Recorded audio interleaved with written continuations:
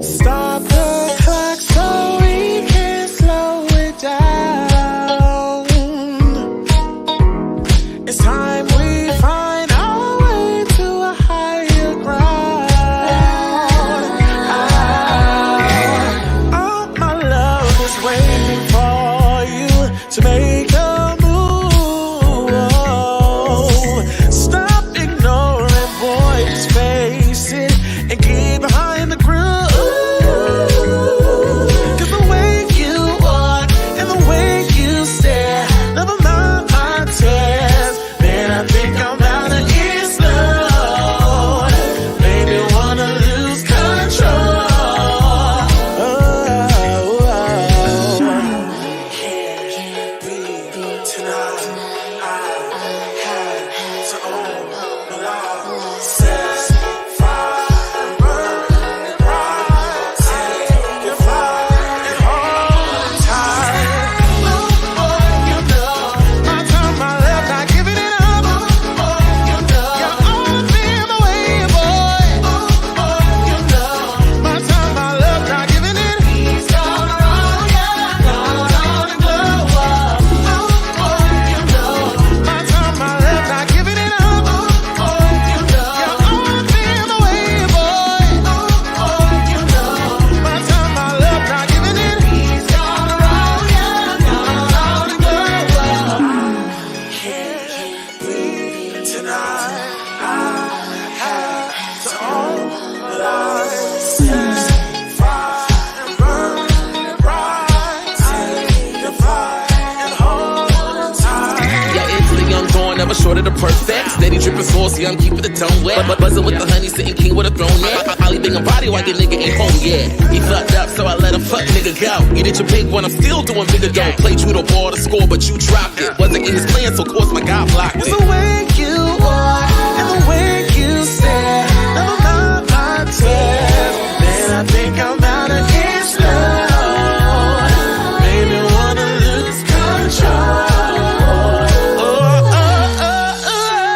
Oh, boy, you know my time, my left, not giving it up. Oh, boy, you know you're always in my way, boy. Oh, boy, you know my time, my left, not giving it. He's gone wrong, yeah, gone on and glow up. Oh, boy, you know my time, my left, not giving it up. Oh, boy, you know you're always in my way, boy. Oh, boy, you know my time, my left, not giving it. He's gone wrong, yeah, gone on and glow up. I can't concentrate.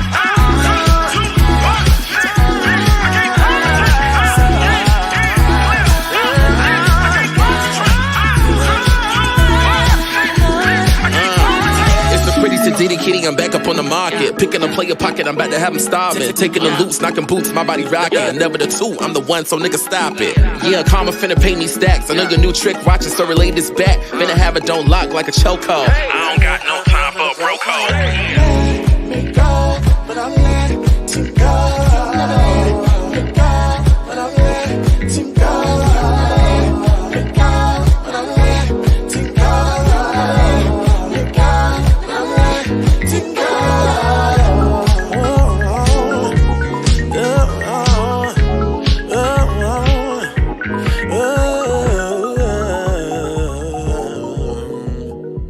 Yeah, and that's on Lamo.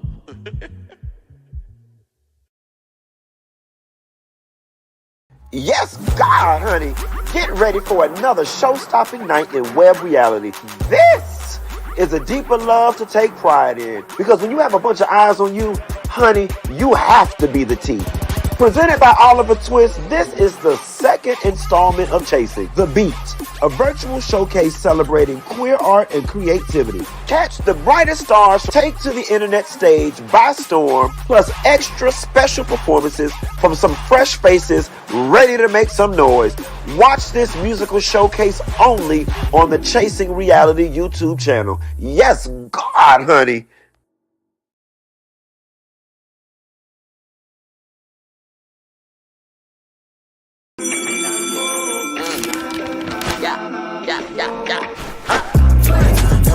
Everybody go. Everybody go.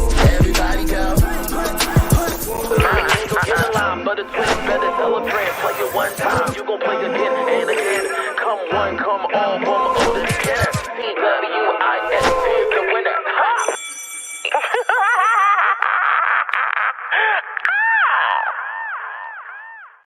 What's going on, y'all? What's going on, y'all? It's Oliver Twixt here, your nerd boy cutie reporter for duty to do the Lord's work once again. And we are back in the classroom for another exclusive. This time, focusing once again on chasing reality. And we're taking a little stop in the nice state of Dallas, Texas, to talk to someone who I think is really special.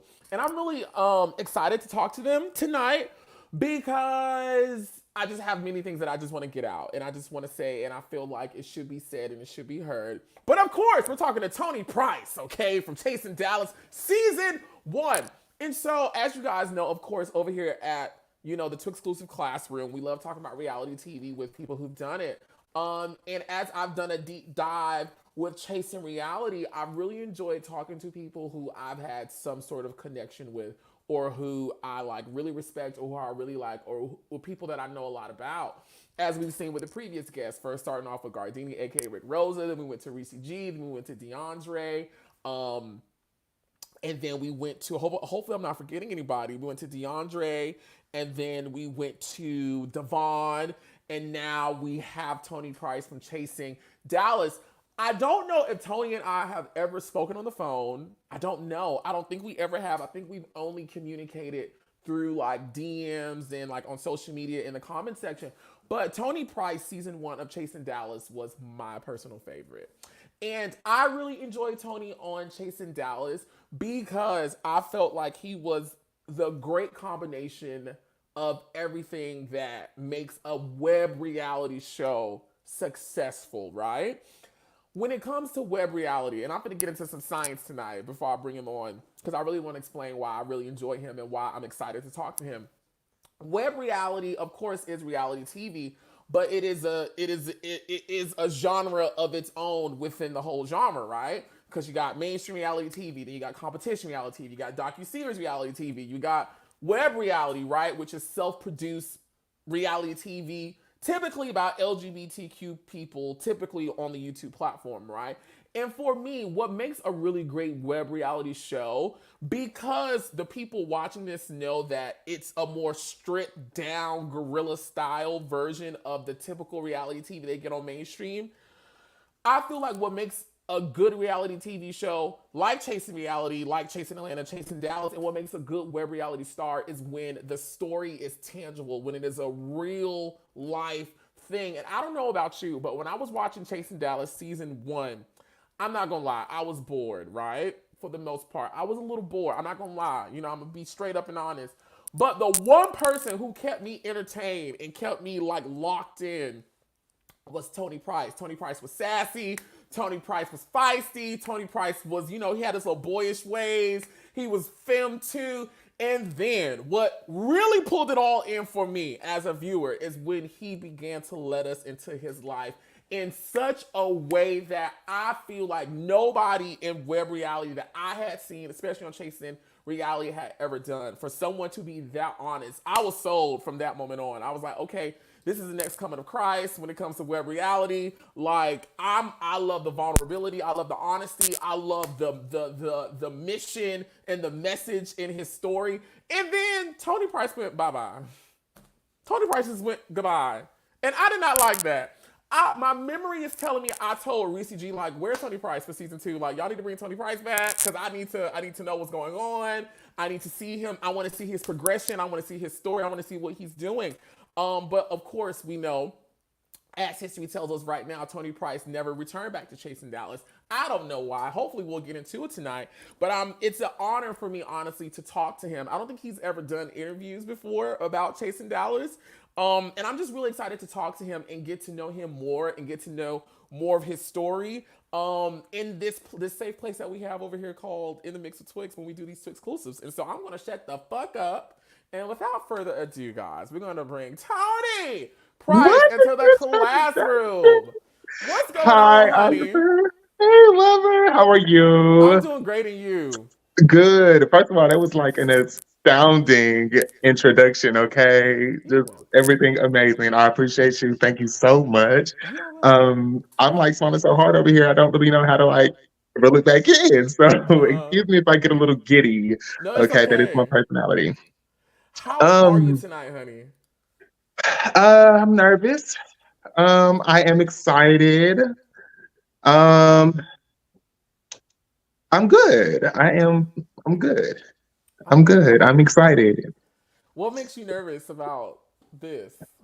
Well, you do know that I have not done an interview around this series in every bit of 5 years, maybe like since, Really? Has it been that? yeah, It has been that long. it's been a very long time, Oliver, and I've not spoken public, I've not spoken on a platform this broad Hmm. yet, and so this is my first appearance, my first interview, and um, like I mentioned in the DMs, it's kind of like revisiting some situations. And I can feel how I have grown and evolved since those situations. I used to get really, really a brick in my gut when I would think about, when I would revisit just the memories. But I'm good tonight.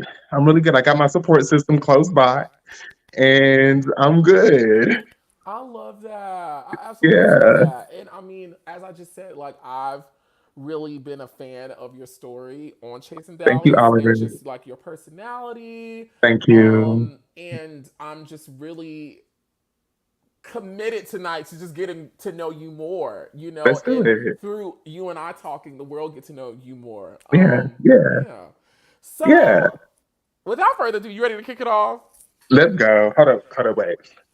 I'm having a Goya. Okay, so let me pick Okay, up come on, there. Goya.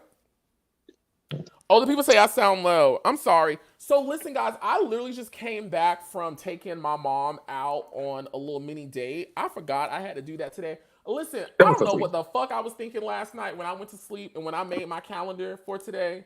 But I clearly didn't give a fuck about nothing. Like I didn't think about nothing. I didn't consider nothing. It was just like fuck it. Oliver, you're booked and busy. Okay. It's not even that. It's just, sometimes I just forget shit, and this is why I really try to write stuff down. There we go. But I took my mom out, and we literally just got back maybe like 10 minutes ago. And so, like, I typically have like my lights, my more sophisticated camera, Yeah, my more sophisticated mic. But I didn't want to be late yeah. tonight, so I was like, okay, we're just gonna rig it together, and we gonna keep it going. I'm gonna try to plug up my good mic while we doing this.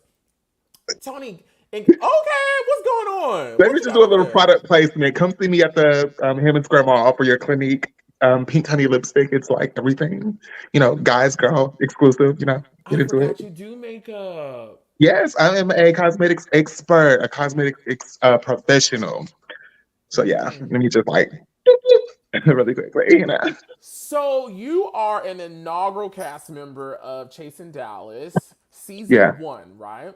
How, like myself, many others came to know you, but take us back before then to who Tony Price was and what he was doing before we met him back in what, 2018?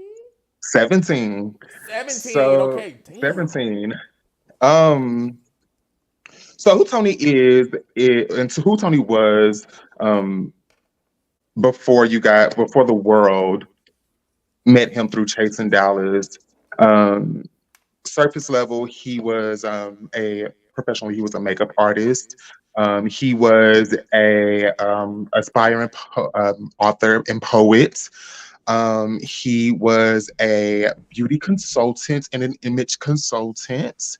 And then on a little bit of a, I guess, of course, type of level. Of course, I'm a son. I was a brother. I still am a brother, obviously.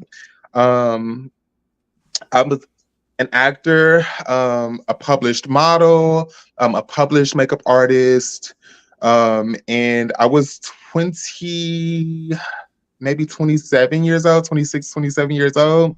I was tied more into the gospel community in Dallas, Texas, where I am pretty much from. But fun fact, I was born in Tulsa, Oklahoma, Ooh. um, home of the first Black Wall Street. where I was raised in Dallas, Texas, where I moved away when I moved away from Dallas when I was about 14-ish, and I came to Tangipahoa Parish, Louisiana, and I remained here until I was about 18 years old, and it was just too small town, so I had to get away. I had ambitions to really do other things. Fun fact, also, I see you doing your America's Next Top Model series. America's Next Top Model, of course, had a huge influence in the trajectory of my early adulthood. I got into athletics to maintain like a good, strong, solid physique. Also, Sierra was a huge inspiration, but I immediately knew I wanted to be in front of the camera at a very early age. So being a theater child and a performing individual, I set out to become a model. Didn't know how I was going to do it. Didn't know how it was going to, how it was going to work. But at 18 years old, I set out. I went to Dallas, Texas. I moved in with a relative and enrolled into school. I knew I needed to like further my education. I had tried going to a university. I had tried Texas Southern University, but the classroom setting really wasn't my thing. So I found myself like stepping back, revisiting a drawing board. And from there, that's when I started looking into trade schools. And so at 19 years old, I wanted to originally become a chef because, another fun fact, I was raised by a grandmother who kept me in the kitchen. Like, she was Creole, so she just like good with the spices, good with the Holy Trinity, and just like she kept me in the kitchen and everything was so good and it made me feel good. But the cordon bleu was $90,000 for us to wit. Yeah, it was like $93,000 at the time, and this is in 2010. Oh my God. So it's a 4-year little program, but needless to say, I was like, I'm not trying to do that. And thank God I had my uncle, because I probably would have signed up and been in hella student loan debt, like hella debt. But I ended up skipping culinary arts school, and my uncle said to me, you like to do makeup, you want to, be a makeup artist, so why don't you, go to school for cosmetology? I'm like, my dad's a cosmetologist. I don't really want to follow his footsteps. Everybody in my family is cosmetologists. I really don't want to do that. But the stars aligned and I ended up going for cosmetology. I worked a 30-hour job. I'm 20 years old, 20 years old.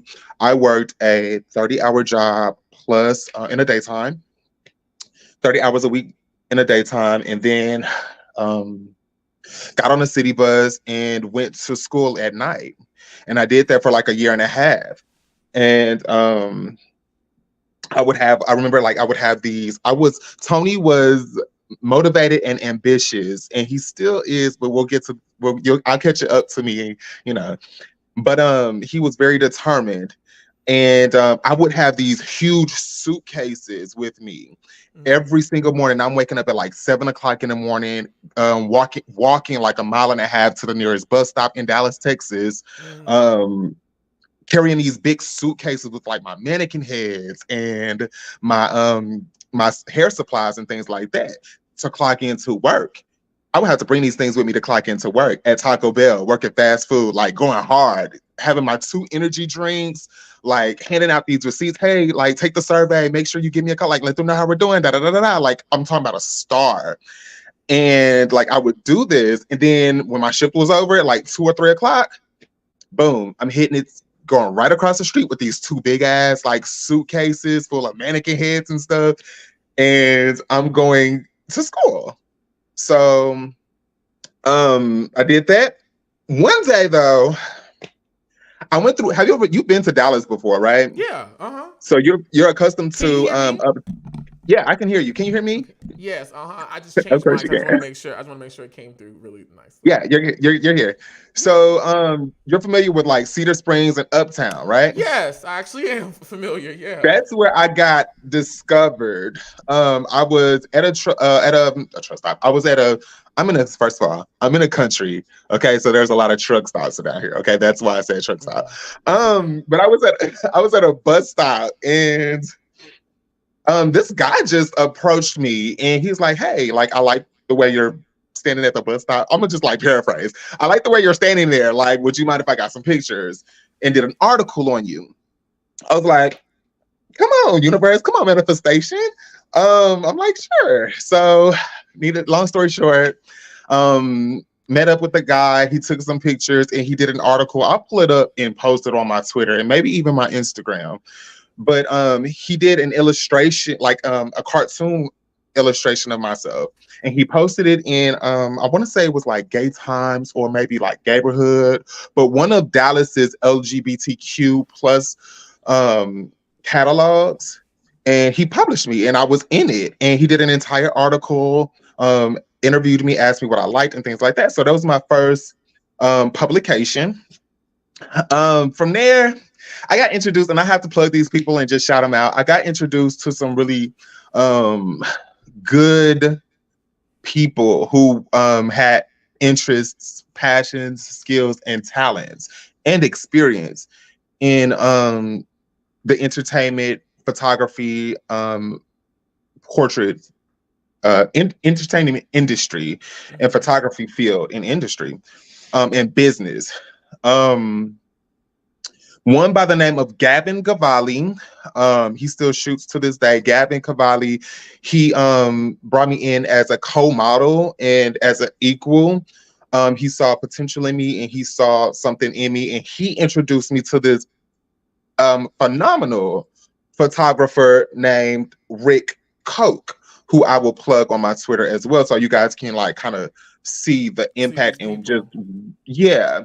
So he introduced me to Rick Koch one day, and we went to the studio. We went to this huge loft studio, like I'm talking straight up professional, in outskirts downtown, garage door open, like warehouse setup studio, like a million, like huge, like 25 by 50 foot backdrops and lights and filters and soft boxes. And this was my first professional studio job, and I'm 19, 20 years old at the time, and I'm sitting out here to do this. So that was really big for me. That's how I got my introduction to networking and the industry in the field of entertainment. So I was a model. I did that for a very long time. How tall are you? How old am I? No, how tall are you? I'm short. Very not tall by model standards. I am 5'9.5". Oh, we're the same height. Are you? Why did I think you were like 6'1", maybe? Everybody thinks I am some huge monster, which I don't know, I was understand gonna say why. monster. Well, I'm I'm not being gonna- dramatic, but everybody, usually when people see me in person, the first thing they say is, "Wow, you are smaller than what I thought," and I'm just like, Yeah. "Bitch, what do you?" Yeah, maybe it's I mean, the I get angles it. though. It's Do you the like kind of what? like it's the angles? Like I think you Oh. do like you take the camera low. I thought you said. And a I lot thought of you people said don't it was know the that. ankles. I thought you said it was Yeah, the ankles. it's definitely angles. I was like, "Bitch, what's wrong with my ankles?" Yes, maybe. You know No, what? not the ankles. No, it's okay. But yes, I do position my cameras lower just to make my body look a little bit Yeah, longer. But I'm yeah, 5'9.5", 200 pounds. yeah. I'm Get into slightly. it. Are you 200? I just reached my 200 pounds like maybe a year ago. So you So so you and I are the same person. yeah, turn up for the 200 games. Yes, get Yes. into it. I'm here for the weight. You did. Yeah. Okay. Yes. Okay. So getting back into it, you were modeling. I Yeah. think you were about to say you made a lot of money. You thought wrong because no, I didn't. Oh shit. I actually did a lot of work. I You did a actually lot of did work. everything. Everything that I've ever done was off the strength of making good connections, doing what I love to do, making the experience, and having faith and trusting that I would just be somewhere that I wanted to be. Mm-hmm. Um, I did everything for either exposure or once I got to a level of Tony, you need to stop doing things for exposure. Like you should really be like charging for these things. I was never professionally represented, so I didn't know how to really take that into my hands and just like demand that with capturing opportunities. Of course, opportunities were turned down, and I've also been turned down for opportunities, but opportunities that were just like met, and it was just always seen as like, yeah, yeah, I would love to be a part of it. Why not? It was never. I believe that I'm destined to be somewhere else, and it's definitely gonna come for me. Like it was, Yeah. yeah, it would have happened for me, but no, the money never. It didn't happen. It didn't happen. If that makes sense. If I'm making sense. No, it doesn't make it makes a lot of sense. My friends out there, Shonda Walker, thank you so much for joining us. Can you guys hear me? Is this louder? Is this louder? I should have got two of those. Two of what? The Goyas? Yes, Did my volume increase, Tony? it did slightly. Should I turn it up some more? I can hear you perfectly fine. The people say I sound low. Now what the fuck? Can you ask the people if my volume is good? Testing. You sound great to me. Okay, Shauna says this is better. I just don't want it to clip because I've heard some of my videos in back and it sounded like I was clipping. I ain't really like that. Is this a great volume for you guys? I don't want this to be staticky and hurting your ears. How much real? I don't want this to hurt your ears. A lot of us deal with that. You know, when we first get into this business, we don't have any representation. We don't have any mentorship. We don't have any direction. We don't have any knowledge or experience. The only thing we have is raw talent, youth, energy, and just the spirit and desire to want to get out there. And it's something, you know, that I myself have also experienced in being a creator, a musician, a personality very early on in my career, charging close to nothing, you know, just because I just wanted to do and I wanted to get my name out there, my work out there and build my portfolio. Right.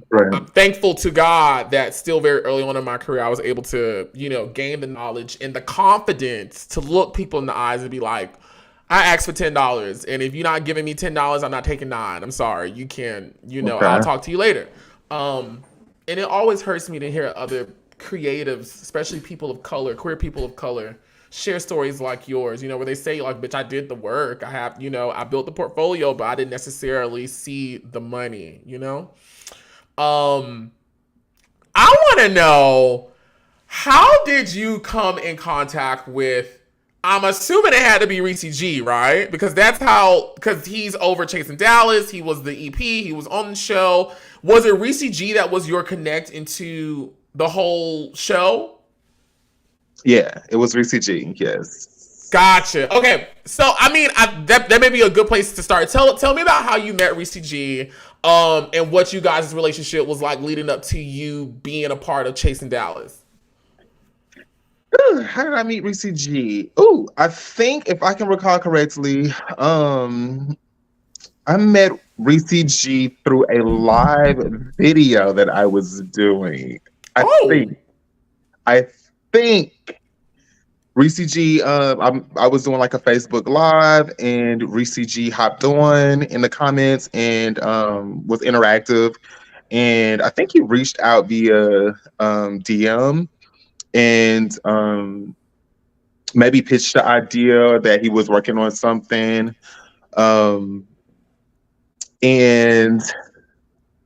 was like, I would like to meet up if you're open to it. And had to been like, sure. And I'm open to it.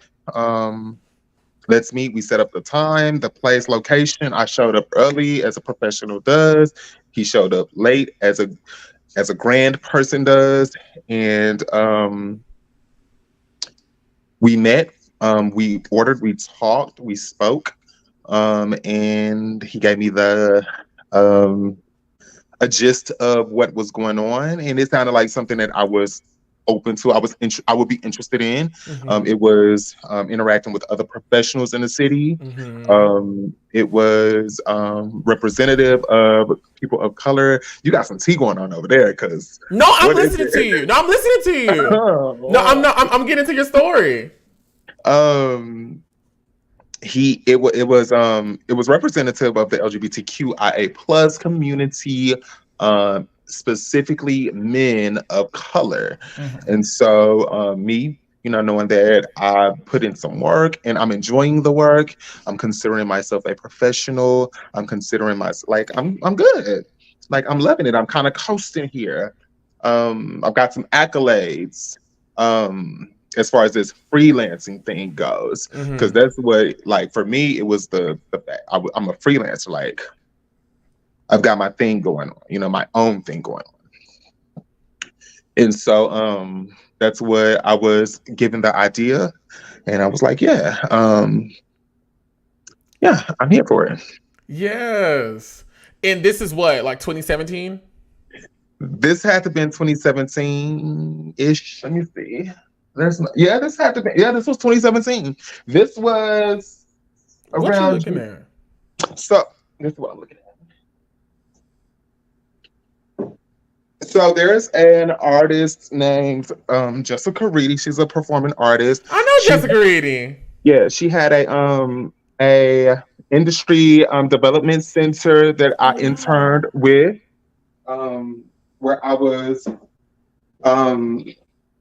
was presented an award for, and me and Reese G met like the week after that. So the date is on that award, and so I look back to reference it. So yeah, I'll give you a little bit of a Yeah. We love a Horcrux, honey. And so leading into, I always describe things that are like sentimental, specific objects that are referential to something in time as Horcruxes. Like Cookie. Yes. Cookie is one of my Horcruxes. You know. Cookie. My doggy. Yeah. My glasses to me would be a Horcrux. That's a Horcrux. It's like, this is something it's an object that's very salient to who I am. And so you meet Reese G, you learn about Chasing Dallas, or what is about to become Chasing Dallas. Had you ever heard of Chasing Atlanta or the Chasing Reality brand before? I had heard of it. I might have even clicked on a couple episodes. I had watched a couple episodes of Chasing Atlanta. Like, clicked on it. Might not. No shade. Might have not had finished it. But I definitely had heard of it. Yeah. Yeah, I had heard of it. And where were you in life at this point? Like, leading into you about to film the show? What do you mean? Were you working at the mall? Were you still at the restaurant? Like, what were you doing? How you know about the restaurant? Did you just say? No, we'll get there. Did you just say you was working at Taco Bell? You're right. That's a restaurant. Okay. So no. Okay. So coming into Chasing Dallas, I was completely entrepreneur. Okay. I had formed my business with the state. It had maybe been like it had been very new. I had DBA'd like a year prior, but by the time that middle of July 2017, I had probably been LLC'd for about, I'm gonna say, a week to a month. I've been that range. So I had been LLC'd, but I was completely, for my, like, I guess freelance, if you will. I was complete entrepreneur. I was not 9 to 5. I'm not gonna say 9 to 5, but I didn't have a I wasn't going and clocking in on someone else's payroll. Nobody else was paying me. It was how I was, and it was very early. It was how I was getting my money. Was how I was paying my bills. How I was doing myself. So that's where I was at when I went into Chasing Dallas. Gotcha. Okay. And Tony, this is me getting to know you. Like, I really don't know, with the other people, I had some prior experience or like interactions with them, so I could kind of I kind of had like a mental map in my brain. But I'm really like, this is like a virtual meet and greet. Like I'm really getting to know you. Right. Okay. So before we get into the minutia of Chasing Dallas, I want to play a game with you that I always play with all of my reality TV personas, which is roll call. And roll call is a game where I say everyone's name who was associated or casted on your season, which in this case is Chasing Dallas, and you're going to tell me the first thing that comes to your brain, all right? And in telling me the first thing that comes to your brain, you can tell me a juicy story, you can tell me a favorite memory, you can tell me really anything that comes to your brain when I say their name. Are you ready? I'm ready. I like games, by the way. Let's go. Okay, so we already said his name. Let's just go ahead and finish him on out. Or continue with him, which is Reese G. What comes to your brain when I say the name Reese G? Who was not only your cast member, but your executive producer for Chasing Dallas? What comes to my mind when I hear Reese G is eyeliner, locks, lock extensions, EP. Yeah. Okay. I laugh at the eyeliner because when I was in heavy communication with Reese G, and this is around the time when I first started experimenting with makeup, he was like, girl, you don't need all that. All you need is a little foundation and a little eyeliner, okay? That's all you need, and a little concealer. You don't need nothing else. Just get you some eyeliner. So every time I put on eyeliner, I really think about Reese G. And he'll be like, and I remember he used to say, I feel like he said this, I don't know, or maybe it's because I look at his eyes, because I really like how he puts on his eyeliner. Like, it looks thick, but it's not like blocky. But like I could really see, like I can really get into his eye. Like his eyes, his eye makeup is always really nice to me. It is, right? It's very signature. It's very signature. Extremely signature, Reese G. Yeah. Okay, we're gonna keep on going. Next on the list is B King.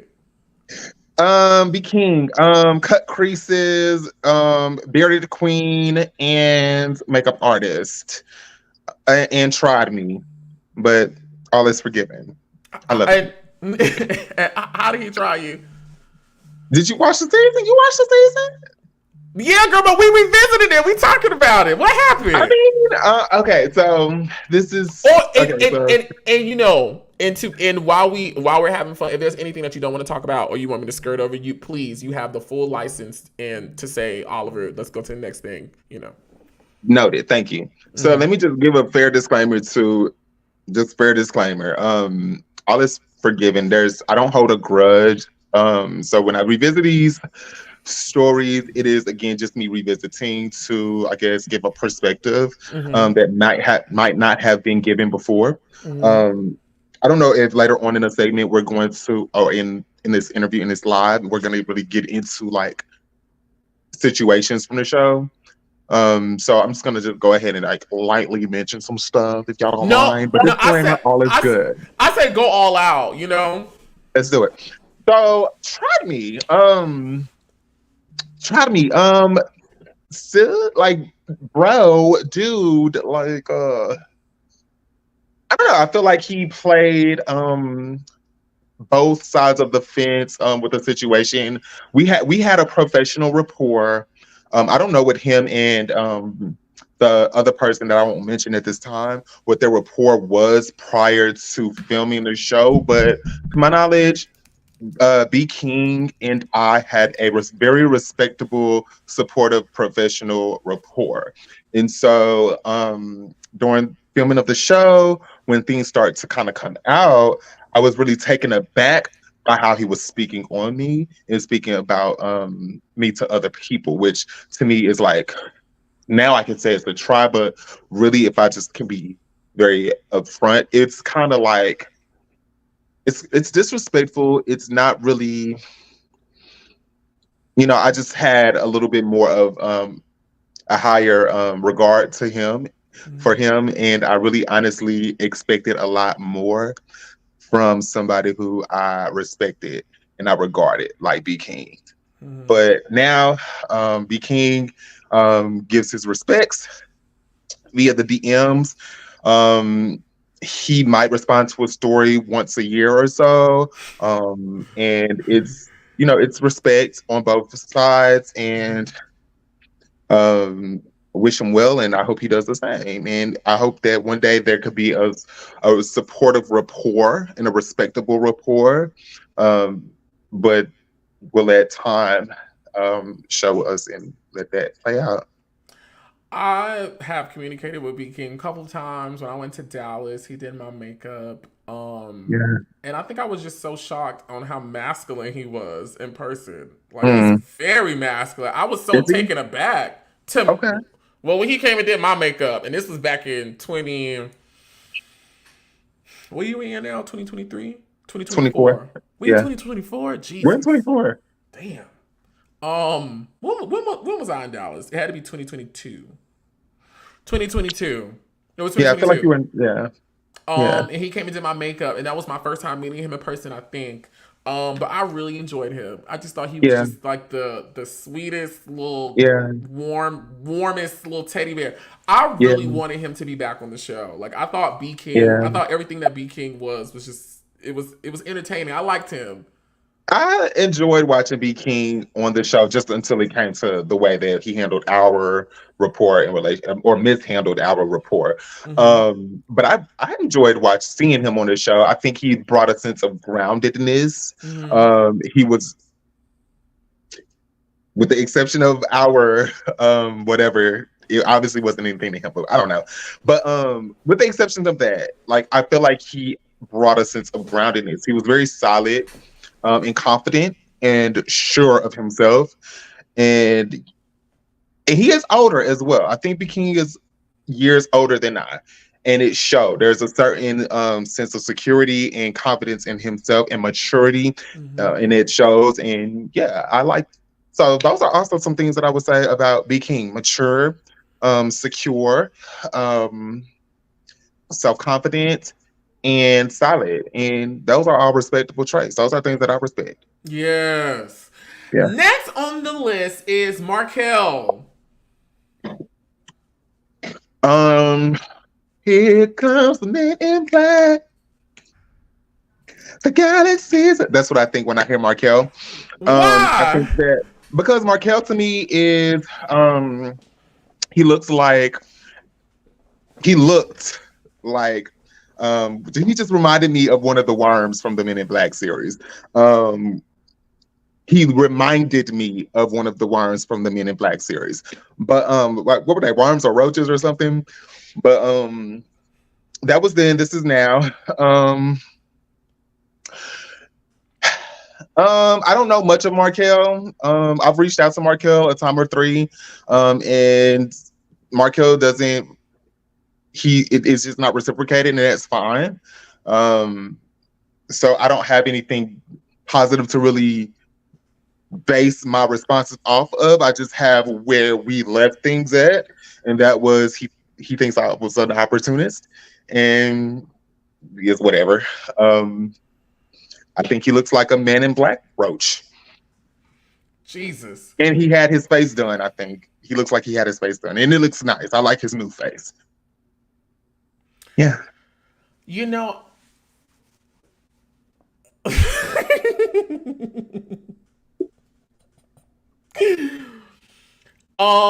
when I first came into Chasing Reality, of course I was friends with Reese G, and at the time, you know, whoever Reese G ain't like, I ain't like, or like I was just kind of like standoffish from. And so, you know, at the time, Reese G, Markel were always bumping heads. And Yeah. when I went and filmed for season 2 of Chasing Dallas, they had that whole incident at Ariel O'Hara's thingy, and Markel was doing all that. And I was really upset with Markel because I'm like, girl, you're doing a lot. Like, Is that when you're the doing chair was thrown? No, that's not when the chair was thrown. Okay. But after me and Reese departed from being friends and I started being around Markel through Indario, I fell in love with Markel. Like Yeah. I absolutely, I really like. I would say I do love Markel. Like he's one of the Okay. few people in the Chasing Reality family that like if they call me, I'm gonna pick up the phone. Girl, I'll just call them and get in their business. Like, girl, what's going on? When I went to Dallas, the same time I met B King to help him and Dario cast for season 4 of Chasing Dallas, I really feel like him and I bonded. Yeah. We had a lot of personal conversations. Him, myself, and Dario had a lot of personal conversations because we were going through, and at the time we were experiencing very similar things, and we just had this one conversation in the car. If he's listening, and if Dario's listening, they know what I'm talking about. And it just meant so much to me to hear him speak and to hear Dario speak, and just for us to have that moment as young Black queer men out here in this world doing similar things, out here trying to get it, and just we just ran the gambit down. And ever since that trip, I just was like, that's my boy,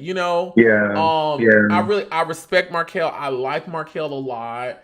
Shane never did nothing to piss me off yet that I know about. Even if she did, just off of the respect I have for her, I wouldn't write her off like how I do everybody else, Like, when the children be out here, I just be like, all right, girl, you've been blackballed out of my life. I don't acknowledge you, but I like Markel a whole lot. Hopefully y'all get to talk. I mean, I would, if that came to be, then of course I'm open to it, because it's about maturing for me. It's about good vibes, positive vibes.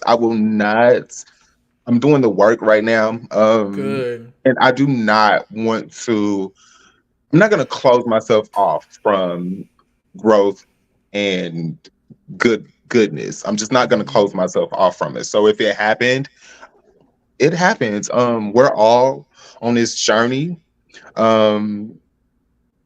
With what you said, absolutely. If you said that this guy is a respectable human, then hey, respect. You know what I mean? Like, I had gone through a moment where it was, okay, from now on, respect has got to be earned from me.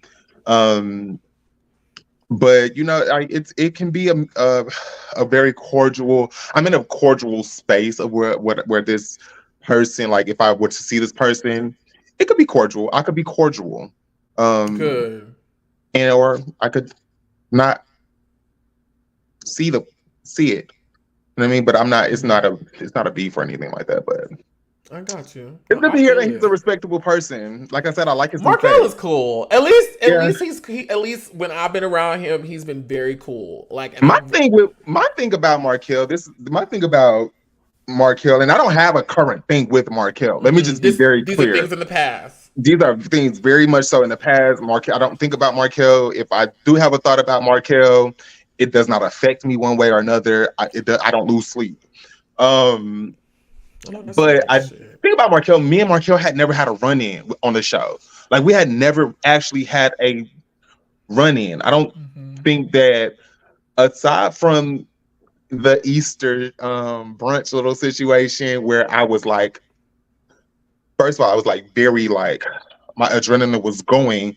So as I'm like introducing myself to every single gentleman that was there, the gentleman's league or the gentleman's club, all the other gentlemen, that was the only like actual one-on-one, like me and Markel never got to know me. Markel never like got to know me, and I never saw a need to get to know him, but I was not closed to get to know him. He had opinions about me, but he had never got to know me. And so that's where I stand with Markel. That's where Markel stands with me. I got you. He didn't get to know me, but he had a lot of opinions he had some negative opinions about me, which everybody's entitled to their opinion. But it's cordiality from me to Markel. I love that. Cordiality. I love that. Cordiality. And that's it. Yeah. Next on the list is Charles. Charles was on y'all season, wasn't he? Yes. Charles. Hey, Charles. Charles, first of all, respect. Because Charles was tried on the season. Like, they ran Charles's name through the mud. And I commend Charles for standing up, showing up for himself, and seeing it through. Charles had my back in ways that people who I would have expected to have my back, like Gary Aubrey or Reese. I expected them to have my back. Charles had my back in ways that they did not. And let me just go on record and say, now I realize, like, I kind of learning this through therapy. Like, putting expectations on people is just not a healthy practice. Putting expectations on anybody is not a healthy practice. So I respect and I honor Charles. I have a high regard for Charles for the way that he like rallied for me, and he protested for me, if you will. I typed up for the reunion. I had to quickly type or write up on my phone a letter a note for production to just let them know, like, hey, what was going on with me. He read it during the reality show taping, and I mean the what's it called, the reunion show taping. Yeah. So there's a respect for Charles there. Yeah, respect. Yeah. Charles lives here now. Is it okay? So I was on Scotty by Nature. Can I say that on here? Yeah, you can say whatever you want to say. Yeah, hey, Scotty. So I was on Scotty by Nature's Instagram live last night, and he had said that he and Charles are from the same place, and he had just mentioned, like, that's when I learned that, like, Charles is now in Atlanta. I hope he's doing well. Do y'all run into each other? I run into Charles all the time when I'm out and about. Like, I feel like every time I go out, it's ordained for me to run into Charles. Like, I just gotta run into Charles. I respect Charles. Like, Charles is that dude. In my opinion, like, Charles is that guy. Like, I rock with Charles. Yeah. Next on, I hope I'm not forgetting anybody. Next on the list is Aubrey. And Gary Aubrey. Aubrey's touch. Okay. Like a cousin. Kind of like a brother. Like a stepbrother or a half brother. Or just like a cousin. We've grown into our different paths.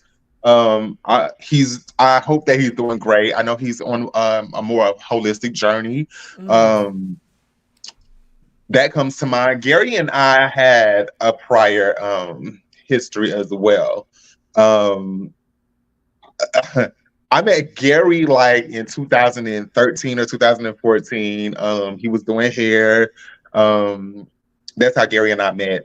When you mention his name, when I hear his name right off the bat, I think of entrepreneur, and I think of young man, and I think of brother, and I think of respect. I think of weight loss, and I think of Aubrey used to be big. Aubrey was a fuller, yeah. Aubrey was a little bit. He wasn't like Charles or Reese. He wasn't like full figure like that, but he was heavier. Yeah, he was heavier. He was heavier. Yeah. He's a great hairstyle. Oh man, he's a hard worker. He's a great hairstylist. And his salon was one of the salons on my brow tour. So I had a brow tour in 2017, 8 through 18, I think, where I would travel to different cities and do basically pop-up shops at different salons. And I did that for a while, and it was so fun. But his salon was one of the stops on the tour. And Gary Aubrey, and he might even still be in the works of this, but he owns this salon. He purchased the building and in Louisiana, North Louisiana, in his hometown, and where he like set up his practice. And Gary is so dedicated to this building. He's a very hard worker. He's very dedicated to this building. This is like his dream, his vision, and he works on it very, like, he devotes himself to it. So I also think of that, like, I cannot take that away from Gary, and I respect that about Gary so much. Yeah. Don't laugh at me. Go ahead. Aubrey and Premier ain't the same person, right? Aubrey and Premier are not the same person. No. Okay, because I would say I always, and it's not. I'm please when I say this, I want you guys to hear me in my sincerity. Y'all listening? I am in no way being shady, but when my brain, and it's maybe because I haven't spent enough like in person time with them. But I always slightly confuse Wuda, Aubrey, and Premier. Like to me, I could like my brain always swaps them out. I can see that. Yeah, Wuda, because Wuda got a big, Wuda is shapy, so I can kind of, I know Wuda, but like I used to confuse Wuda, Aubrey, Premier, and then y'all be the thing about y'all Dallas girls, y'all be changing y'all names. One day y'all this, the next thing y'all this is this name is this. See, us Atlanta girls, we stick with one name.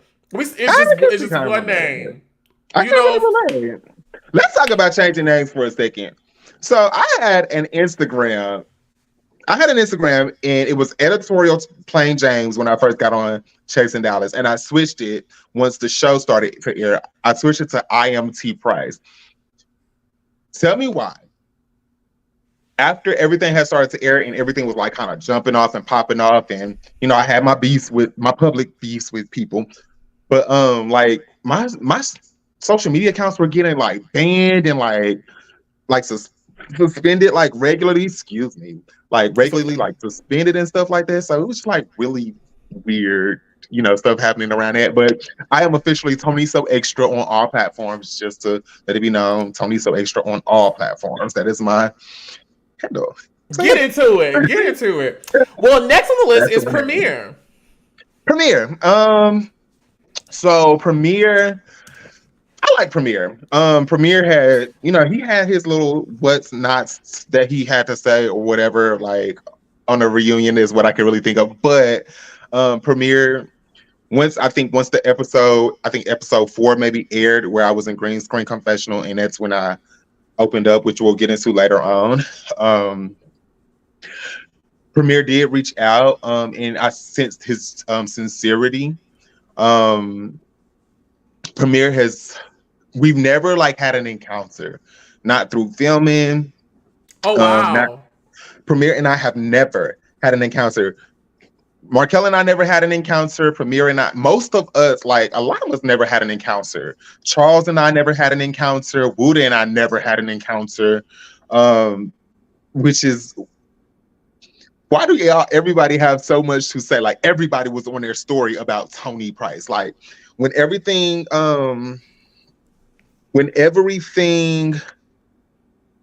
was coming out, I'm talking about everybody. Wuda had something to say on his story about Tony Price, like coming for me. Of course, who has something to say. Reese has something to say. Markel has something to say. B. King has something to say. Aubrey didn't have nothing to say. Premier has something to say on his story. Premier got to the reunion. He was like, bitches get behind these, computers and stuff, and they like to. I ain't talking about nobody on this couch, but like people, like it's just like I don't even know you. You don't even know me, like. So, who we talking about again? Premier, you said B King. Who we talking about? Premier. Yeah. So it's like Premier was just during the show. Premier was just another one of those cast members who didn't know me, who was getting a word in some relevancy off of my name, and off of my situation and off of my presence, and that left like everything that I do comes from a sincere place, and so to be targeted, that affects me sincerely. And so when I see my name on somebody that I have no dealings with, like that really pulls at me. So it's just like, what's up? And after episode 4 aired, he did reach out to me, and I sense his sincerity. And so it's just like, you know what? I appreciate you for showing up, for reaching out to me. I think he let me know about something that he had going on or something like that. He confided me in something, I think. And I won't share that. But I I don't know. Premier, he seemed like he's cool. He don't really be on a mess from what I know of. I respect his opinions and his point of view, his perspective on things. I think he did the show again. I didn't really tune into any of the other seasons, like talking about like steady. But 'cause like I said, I just got to a point where I can mention it and talk about it without being triggered. The We love experience, that. like, That's amazing. bro, Thank God for that. yes, thank you. Thank you. That's growth. We love to Um, see it, that's okay? what's up. Um, yeah, premieres, cool. Next on the list is Wooda. Don't know him. Don't know him. Wooda with the Gouda, like how I That's what would they describe say. him. Is it Gouda? That's how Ooh. I describe him, because Cheese? like in Florida, at least when I was growing up, when people used to dig in their booty, they used to be like, "Ooh, you cutting cheese." They say you cutting cheese, and Wooda is blessed, so like his name was Wooda. I'm always rhyming, so I just say Wooda with the Oh Gouda my child, because God, it'd be a lot that's of a cheese. You know what I'm Gouda. saying? I That's don't know. a I love me Gouda. some Wooda. Okay. Hey, Wooda, what's up, Wooda? I don't know Wooda though. I don't know. I feel like he tried to say something one time, and it was just like, Anyway, next. But Wooda's cool. I like his. He's got a lot going on, and it's a good look. You know what I really enjoyed about Dallas that I feel like Atlanta never got right? And I used to, Right. in my meetings with Andario, I used to be like, can we please get Right. some different representation of what it means to be a queer man of color on this show? I really enjoyed how, even up until now, that Dallas to me has always been able to cast someone who represents at least almost every facet of how we identify as queer black men. You got your Trey, you got your muscle boys, you got your femme queens, you got your in-betweens, you got your trans women, you got Yeah. you got your skinny boys, you got your thick boys, you got your short boys, your tall boys. In Atlanta, it's just a bunch of women. You know what I'm saying? It's just that's how I describe it. It's ain't No, because okay, so like let's go to some earlier seasons. Like you got Lyric. You had Lyric, he was a taller guy. Like you had Lyric, he was a taller dude, he was masculine or in between. We got the trans representation, we've got the thick boy representation. There was you, there was Montel. We got the you know. Am I right, or am I saying something wrong, or is that the wrong person's name? Did No, I get I somebody love that. We got a thick representation. We got you. I love Like, stand up for 5'9", 200. What you mean? Like we in the same club? Big boy stand up, stallion stand up. But the thing is, this is the smallest I've ever been since the world has known me. Ever since the world has known me, I've always been like 220 and up. That's So this is the smallest I've ever been. That's what's up. How you liking the new way? I love it. I really like it. I really like it. There was a point where I felt like I had got too small. Like even right now, like all this is my bones and muscles, which That's what's up. but it's still like new for me to get to. And sometimes I be like, oh, I need to go eat a piece of chicken or something. Like I don't want Okay, to, okay, I get it. The body dysmorphia sometimes get the best of me. I get it. But we manage it. We manage it. Facts. What helps me is when I see myself from other people's phones or other people's cameras, or like something that I didn't take, and I be like, "Oh shit, I look good," or I actually do look nice. Oh, okay, Yeah, I can relate. Yeah, you feel it. Yeah, I can relate. Yeah. I think I've asked about everybody besides, last but not least, Cedric. Thank you for calling him Cedric and not the. So he's going by Cedric. That's how I'm choosing to refer to him in this. Thank you. Respect. He said, period.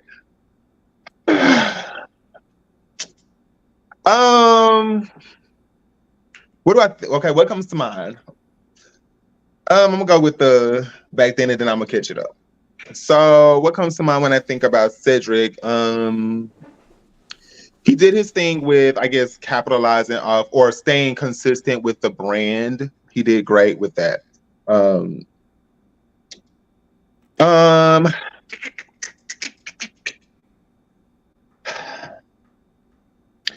think about Cedric much, to be honest with you, but we cannot have this conversation about Chasing Dollars without mentioning and talking about Cedric, aka King Kane. You're gonna have to remind me of what y'all was going through back then, because I don't remember. So If you choose to, again, let's do it. Let's do it. Feel free to stop me in my tracks at any point. Okay. So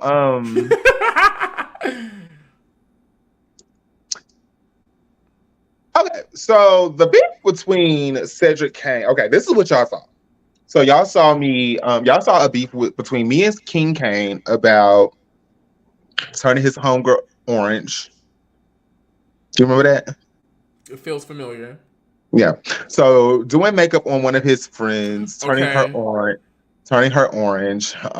and also calling out at making a post on Facebook, tagging him, making sure that he was tagged in the post that was shown on the show. Scroll through the comments. I said, he said something. He said, why are you tagging me? Because I wanted you to see it. I don't fuck with you. Run up when you, okay, that's not my problem. That's yours. Run up when you see me if you have a problem. Run up when you see me. You told him that. Yes, I absolutely did. I'm from Tulsa, Oklahoma, raised in Dallas, Texas. If you feeling something on your chest, then you want to get it off. You're running anyway. So I don't believe in fighting. I don't believe in fighting either.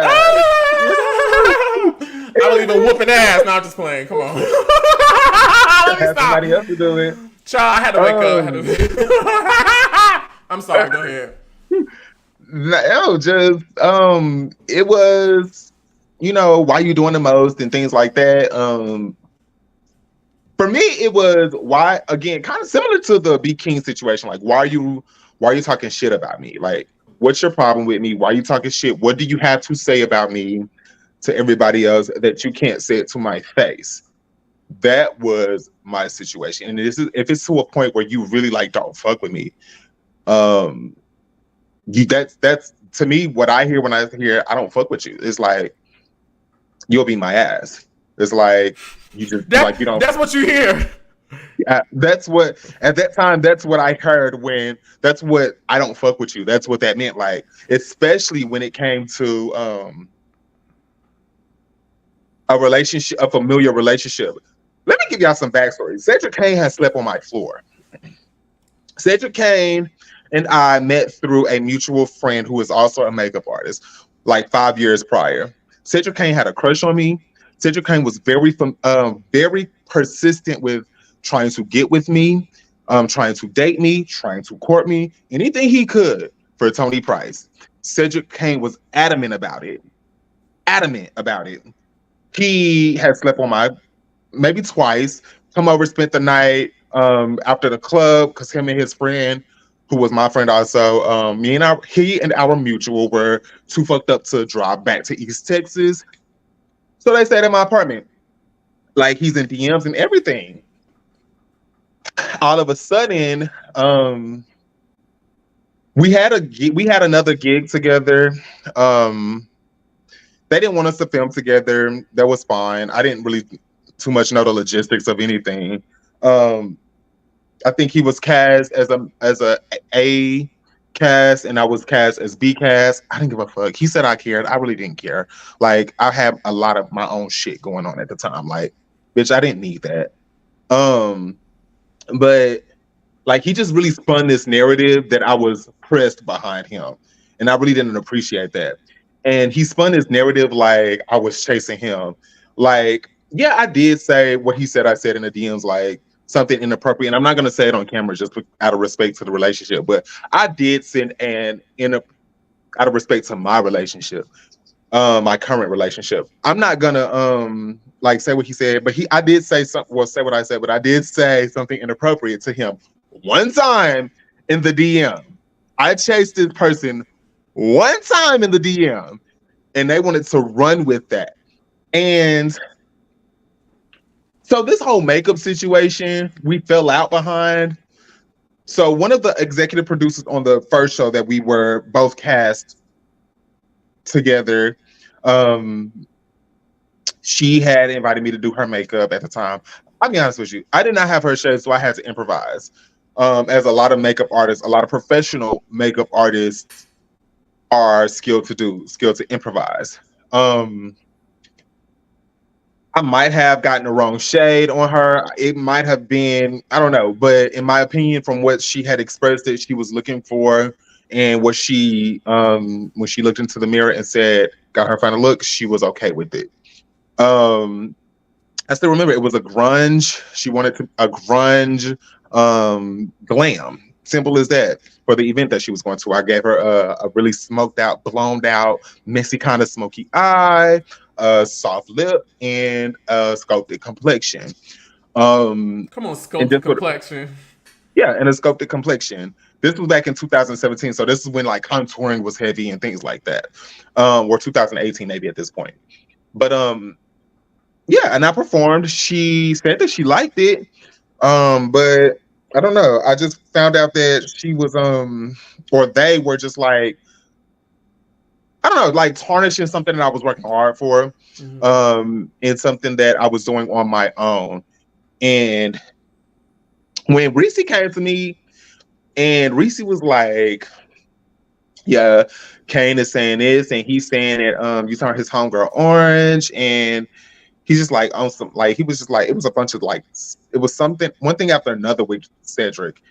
And for me, that was just like, why are you playing with me? Like, why are you capping with, like, in public like this? Like, and so the type of person that I was at the time, like, and I'm working on this right now, like currently as we speak, is like dealing with things like in a passive aggressive manner, like making a Facebook post and things like that, and to like avoid confrontation with the individual. I went to Facebook and I was just like, something like "have a great day," and again, like I said, like he mentioned, like, why are you tagging me in this post? You know, I don't fuck with you. And I was like, that's not my problem. Run up when you see me. And he was like, you doing too much. I think I blocked King Kane. King Kane never blocked me. He went on this like whole tangent, like promotion spree and this whole interview spree, mentioning how he was blocking me and how I was just like chasing after him and seeking his attention, when that was never, ever a case. I would tell you the only person on any season of Chasing Dallas who I was remotely close to, like, chasing behind, and this was not even in a romantic or intimate manner, was George Sloan from, I think, season 2 or 3 or something like that. 2. George Sloan. 2. That was the only person on Chasing Dallas cast that I've ever messaged. Let me just set the record straight. I would message him because I've always seen him as a clean, well put together, articulate person. So I used to call him Pops. And that's all it was. Like, you know, I used to call him Pops because, you know, like, yeah, like, could you be my gay dad? Like, could you adopt me, please? Like, type shit. So that's all it ever was. But the whole King Kane thing was messy. It was very messy. And he went from person to person, like just spreading like a cancer. And it was like, he was fake. It was just really fake. He was just really fake to me. And I really did not respect it. So when I hear his name, I'm like, he did what he had to do. He was obviously, at the time, he was thirsty and desperate for some type of relevance, and he did great off of it. You know, like, I didn't come to the project with that type of energy expecting, you know, like, to drag anybody for these types of campaigns, to drag anybody. And I certainly didn't come to the project to be drugged. You know what I mean? Like, I wasn't looking at that. Like I said, like, I wasn't familiar with, and I wasn't expecting everything that came with that type of project, with the reality web series projects.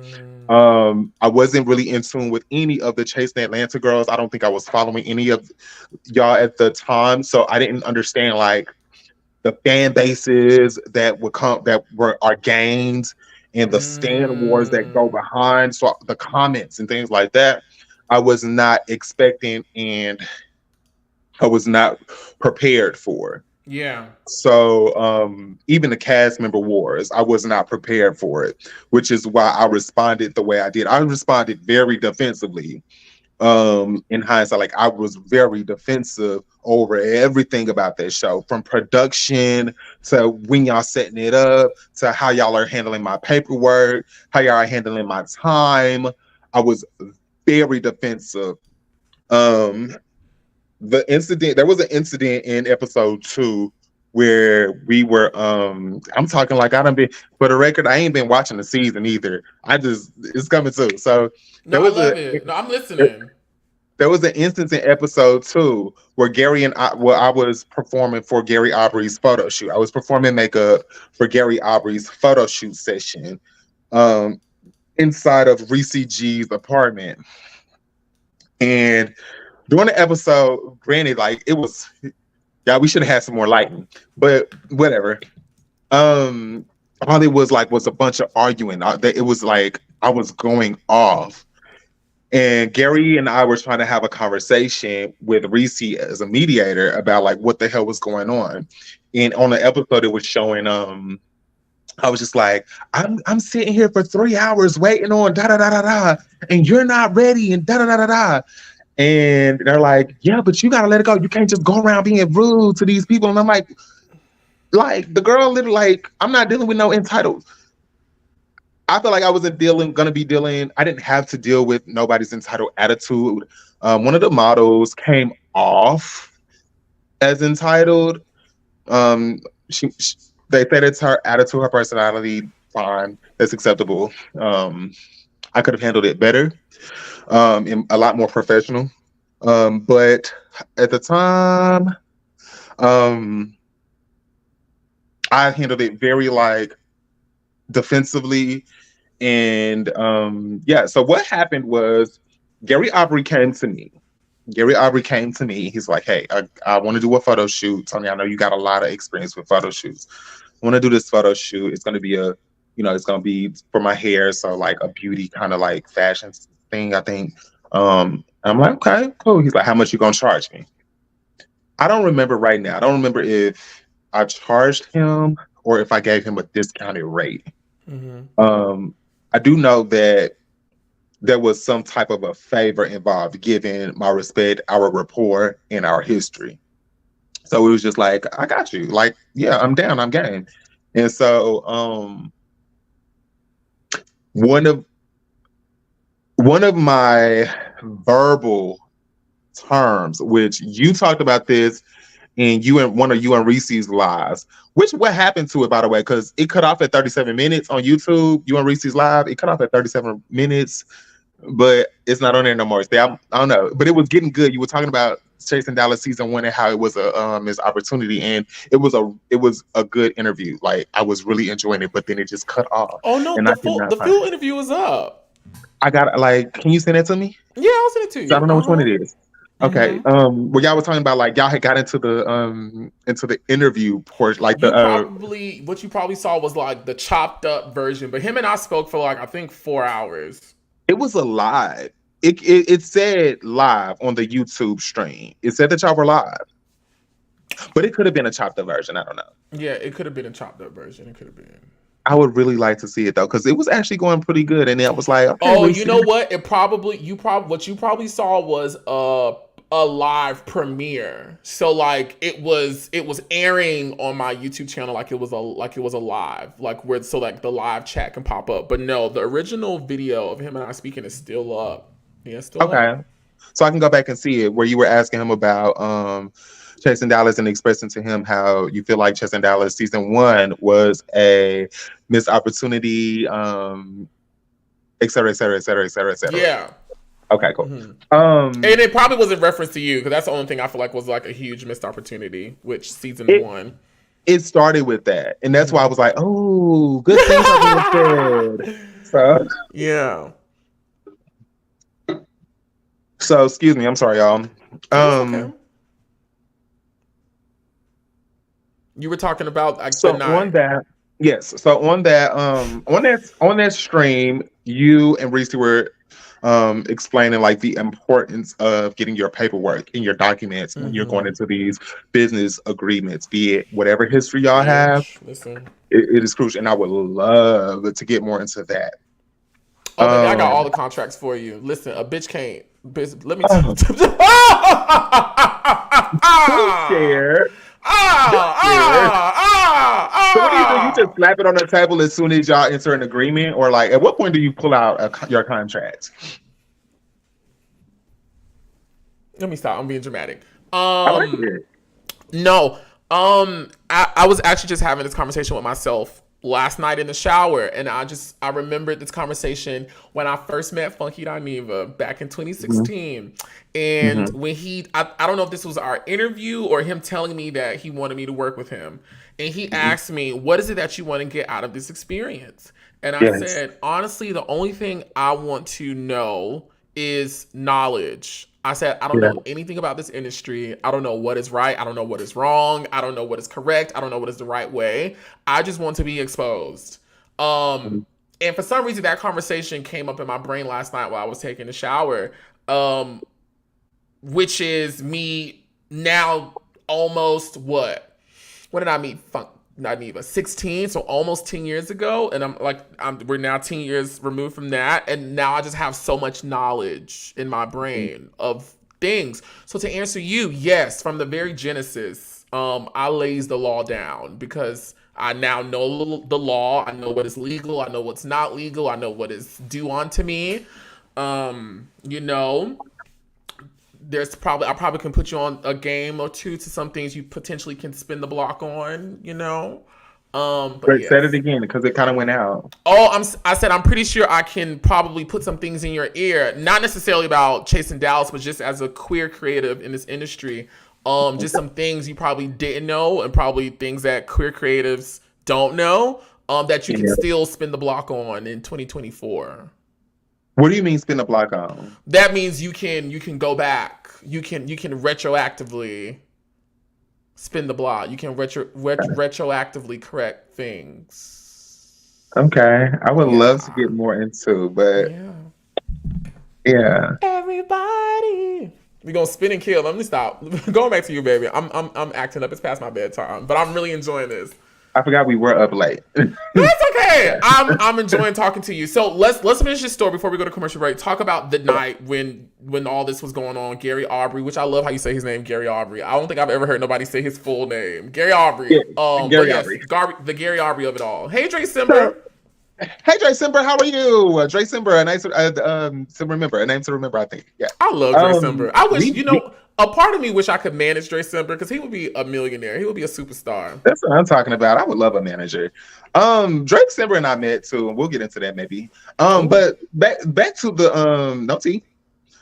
No shade either. No, I love a Dre Simber story. Dre Simber is my personal entertainment. Like I'm just like put a battery in that bitch back and just let her go, and just make sure the batteries in the camera that's recording it don't go out, because bitch I want to see it all. Like Dre Simber really need to be over there on either now that's TV or what's the other shit called, Zeus, because in bitch Dre Simber, if you talking shit, bitch, you was over here working with Reese G and all these other hoes down to the web reality for free. So take your ass over there down to the Now That's TV and the Zeus and cut up and get a check. But what he said. What he said, Dre Simber. Long story short, though, it was just like Gary Aubrey and I had a verbal agreement where I'm just like, hey, Gary, look, I need you to show up on time. I need you to have all your models in chairs on time. Okay, what I'm going to do, my plans is I'm going to be working at the salon. I'm going to cut off early, come get shoes, come take care of your models, and I'm going to be back at the salon, and then I'll shoot back to the photo shoot. So Gary Aubrey is like, okay, yeah.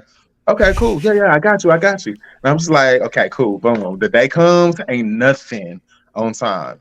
And at that time, like I said, I'm used to working with punctuality, professional, performers. And it was just like, this is my homeboy. Why is he doing me like this? Like, my time is precious. What's going on? And I just was frustrated. So I forgot where we was going with that story, but No, yeah. I think you just wanted to tell the story. Ooh, Tony Price, we've gotten to the end of roll call. You've done such a great job. How you feeling? Yeah. Am I forgetting anything? Am I missing anything? I mean, I mean, we're still not done. We're still not done. Yeah. No, I think that's it for roll call. That's it for right now. Excuse me. Okay, listen, we're gonna go to a quick commercial break, guys. Don't go anywhere. There is more after this. Stay locked because you are in the mix with Twixt. Everybody go. Chasing the Beat is back, baby, and you do not want to miss this. So gather around your screens as some of your faves come together to showcase their artistic gifts and creations. Created by Oliver Twixt, this celebration of queer creativity is one for the books. So tune in to see show-stopping performances from artists like T.S. Lil Kendra, Lyric London, Tremaine Terrell, Conca Garcon and J.J. Jones, Fly King I and Andre, Kesey and Astro, Ilwin, Rico Cassadine, Oliver Twixt, and so many more. Plus, a whole lot of extra special guests stopping by. Chasing the Beat is back, baby, and you do not want to miss this. Only on the Chasing Reality YouTube channel.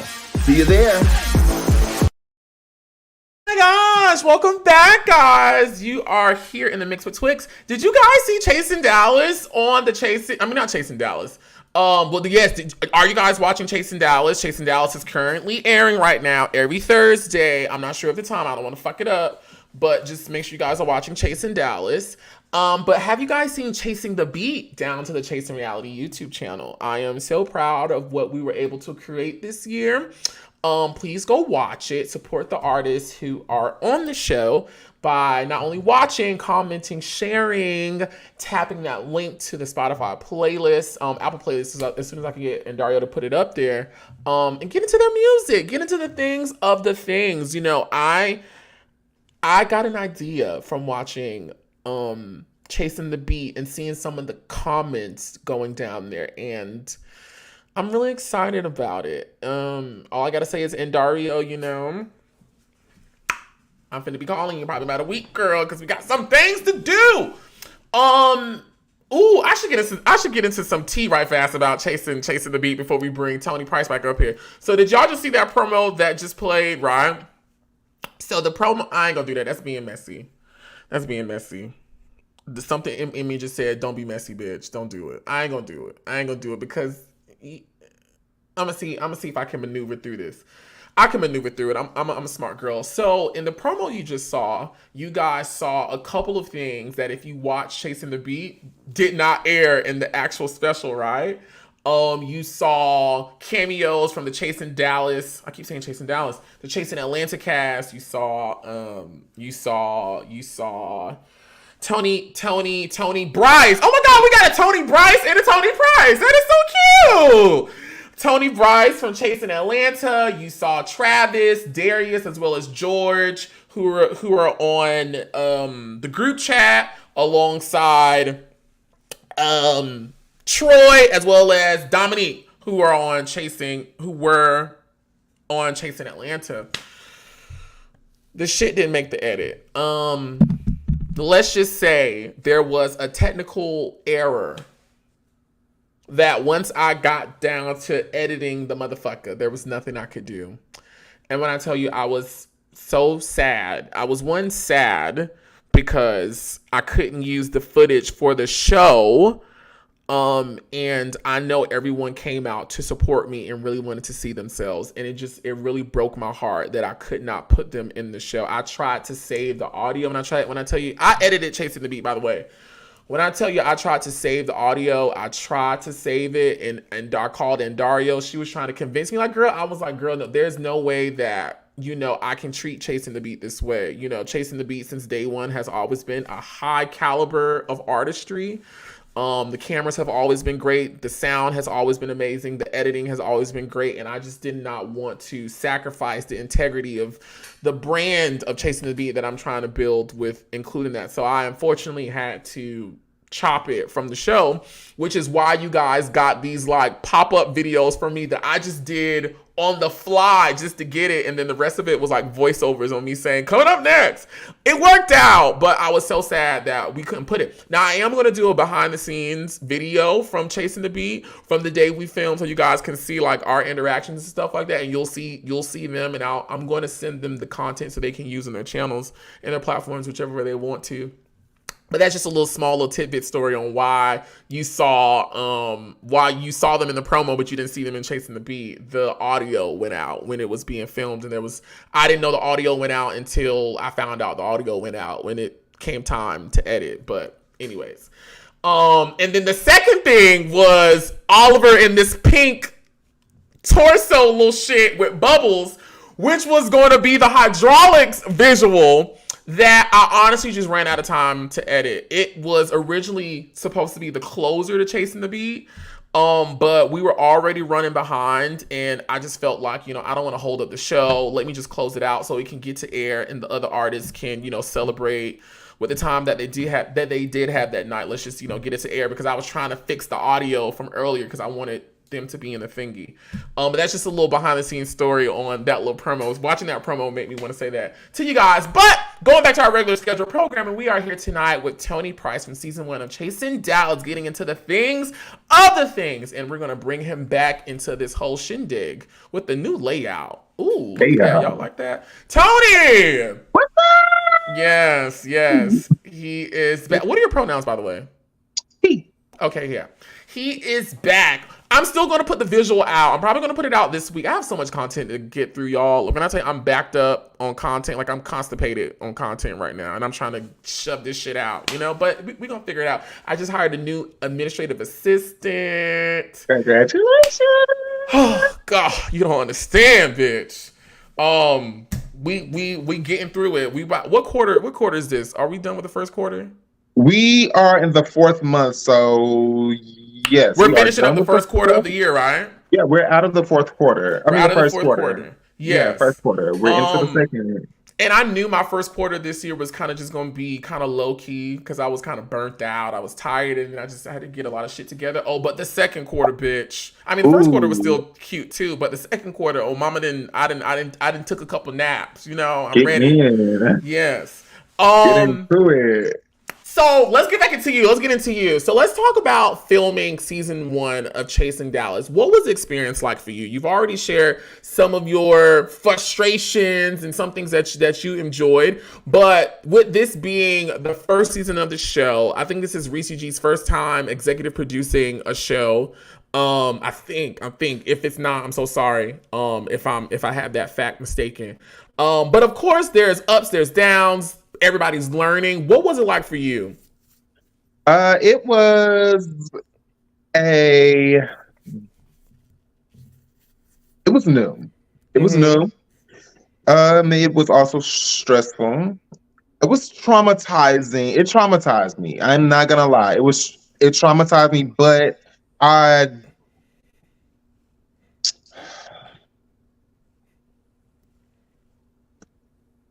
I have to just go on. I just have to say, really, and this is not to speak badly of the brand, the platform, or anything like that. This is my experience. It was very traumatizing.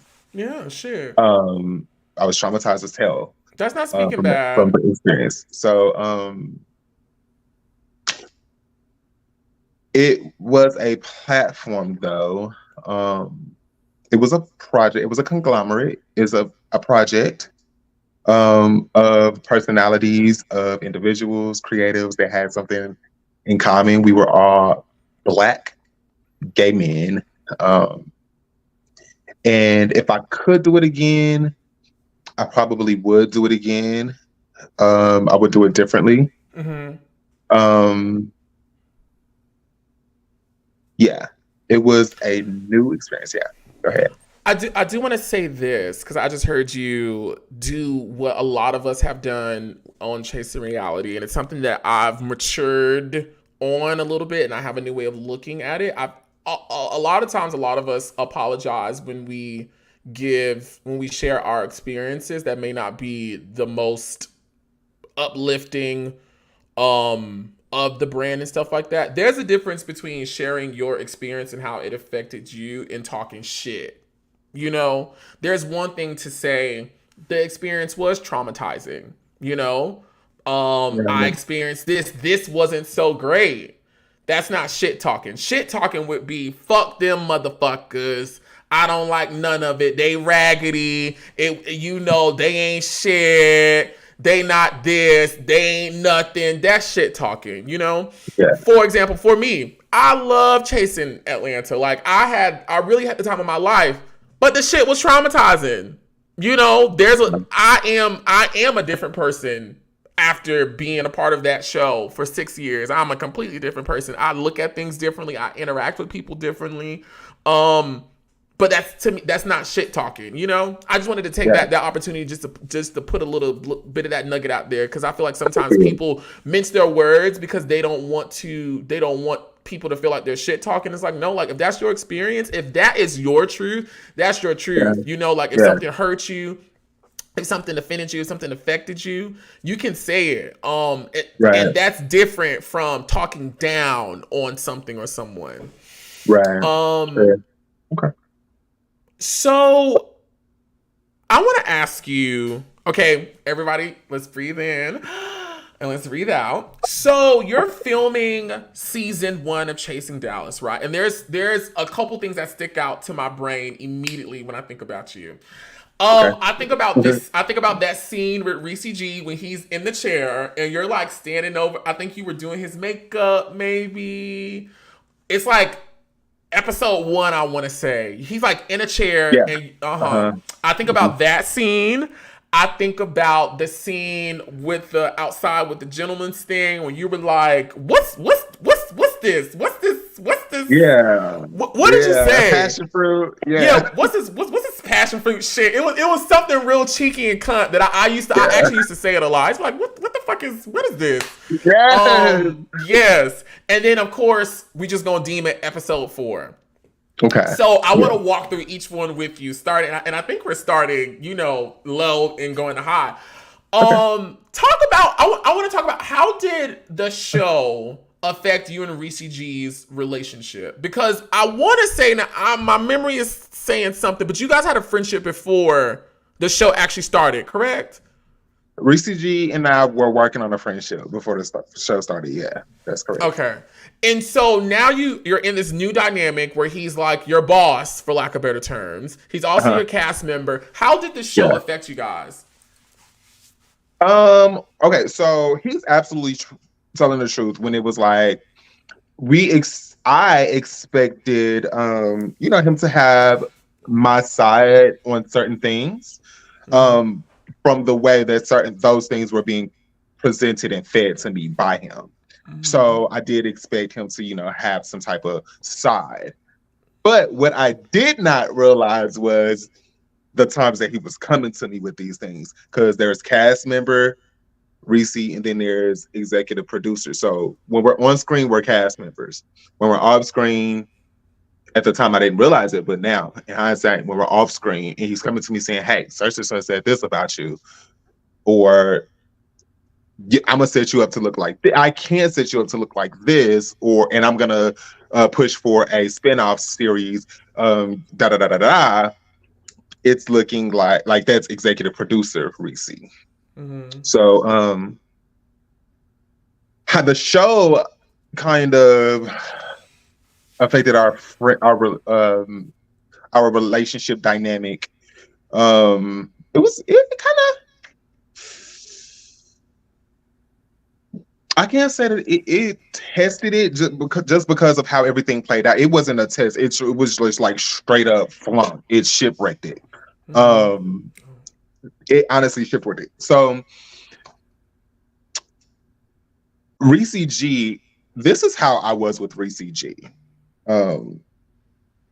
We gave each other like opportunities in a sense. I trusted Reese G with presenting me in a respectable manner and in a manner in which I was tolerable and digestible to the audience, and given fair. So what that would have looked like in my mind was, regardless of what happened, how it was chopped up or how it wasn't chopped up, what was said throughout the season that came onto video, that made it to the TV screen, regardless of what happened, at the end of it all, I would get my due piece to speak a perspective.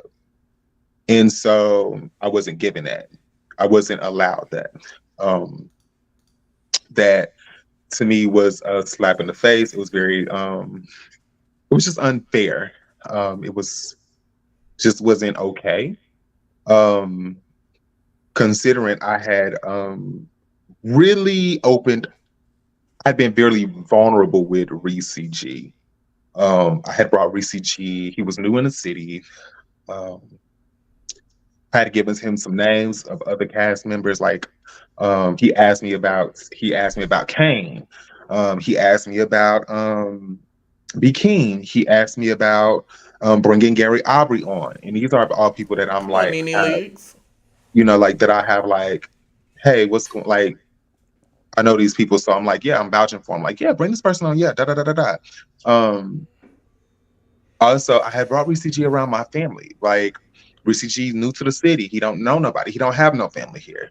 So I brought Reese G into my family's home, to my mom's home, to my grandmother, breaking bread, like eating dinner, Thanksgiving dinner, and things like that. So it was a to see how Reese G, like, I felt betrayed by a friend. I felt very betrayed. And I don't hold it against Reese G. You know, I don't hold it against him. Just, you know, true colors, you know, in certain situations. And that's just what it is. That's what it was. But at the time, I was hurt by it. I was offended by it. And just like one thing led to another. Not to mention, my judgment was also very distorted and very cloudy. So, no pun intended. What do you mean by that when you say distorted and cloudy? It just was I was not in a, I was in active addiction, if you will. I just don't want to get too. I got you. Yeah. So my judgment was just really not the clearest. So I was very reactive. When I was offended, I would get defensive, and I would protect myself the next best way that I knew how. I didn't. When becoming a cast member was presented to me on paper. It was presented to me on paper. We were at this. Reese G mentioned it before. There was a, I forgot what it's called, but there was a filming academy in Dallas. And that's where we would do our green screen confessionals. And that's where Reese G presented me the document to sign. I might still have this document to sign as being a castmate. And I remember mentioning something like, I don't know. But it was just like, you know, just hurry up and sign it. You have this amount of time to do so. And I was just like, oh my God, like, I kind of want to like look over it. Let's kind of, would you be okay with like, if we like negotiate some of these terms? I'm knowing like the process in which I need to go about handling paperwork. I lack the assertiveness and the confidence in the paperwork. So at the time, and even now, I still lack the experience. So that should tell you something. That's why I need a manager. So at the time, like, he presented it to me, and I was kind of like, I wish that, you know, we could talk about the terms and things like that. You know, I would have probably worked in an extra season, like, you got to bring me back, da da da da da. Some things, and it was just kind of. He was kind of, to me, I felt like I was sharked, bullied, and not given an opportunity, a fair opportunity, as somebody who made such an impact on the show. If that answers the question. I feel like there was a lot, but I hope I answered the question. Have you guys, and I'm skipping ahead a little bit, have you guys in present as 2024, like reconciled? No.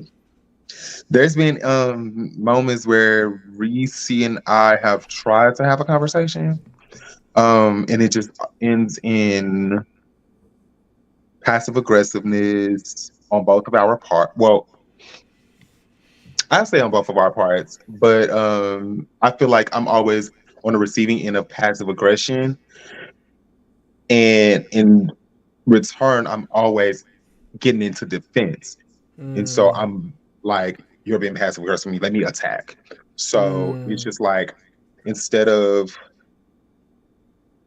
Reese G asked me the same question that Funky Dineva asked you. Reese G asked me, "What do you want out of this?"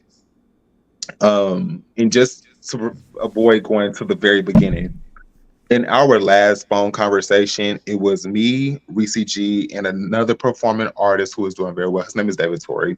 We were kind of in this. Reese G was coming for us both on Facebook. This was around the time season 2 was just coming out, and it was some stuff going around about me shading season 2. Da da da da da. So I remember having a phone call with Reese G, and he's like, "Well, what do you want? What do you want from me?" And da da da. He's just like, he basically asked me, "What do I want?" I was like, I would be like, give me a special, give me an opportunity to close my story. Give me a special. Just give me a sit down, a professional sit down, make it on the platform. He was like, "We're not gonna do that. No, we're not gonna do that." I was just like, okay. But I will also let it be known that I was very irate behind the scenes, publicly. So matters that were supposed to, because I did not understand the logistics again. I did not understand, like, I just didn't understand the moves and the way things was. So when I was in matters that were supposed to be handled professionally behind the scenes, if I didn't get a response, or I felt disregarded or ignored or just pushed aside, I would go public and I would just like lash out. I would lash out, and I don't.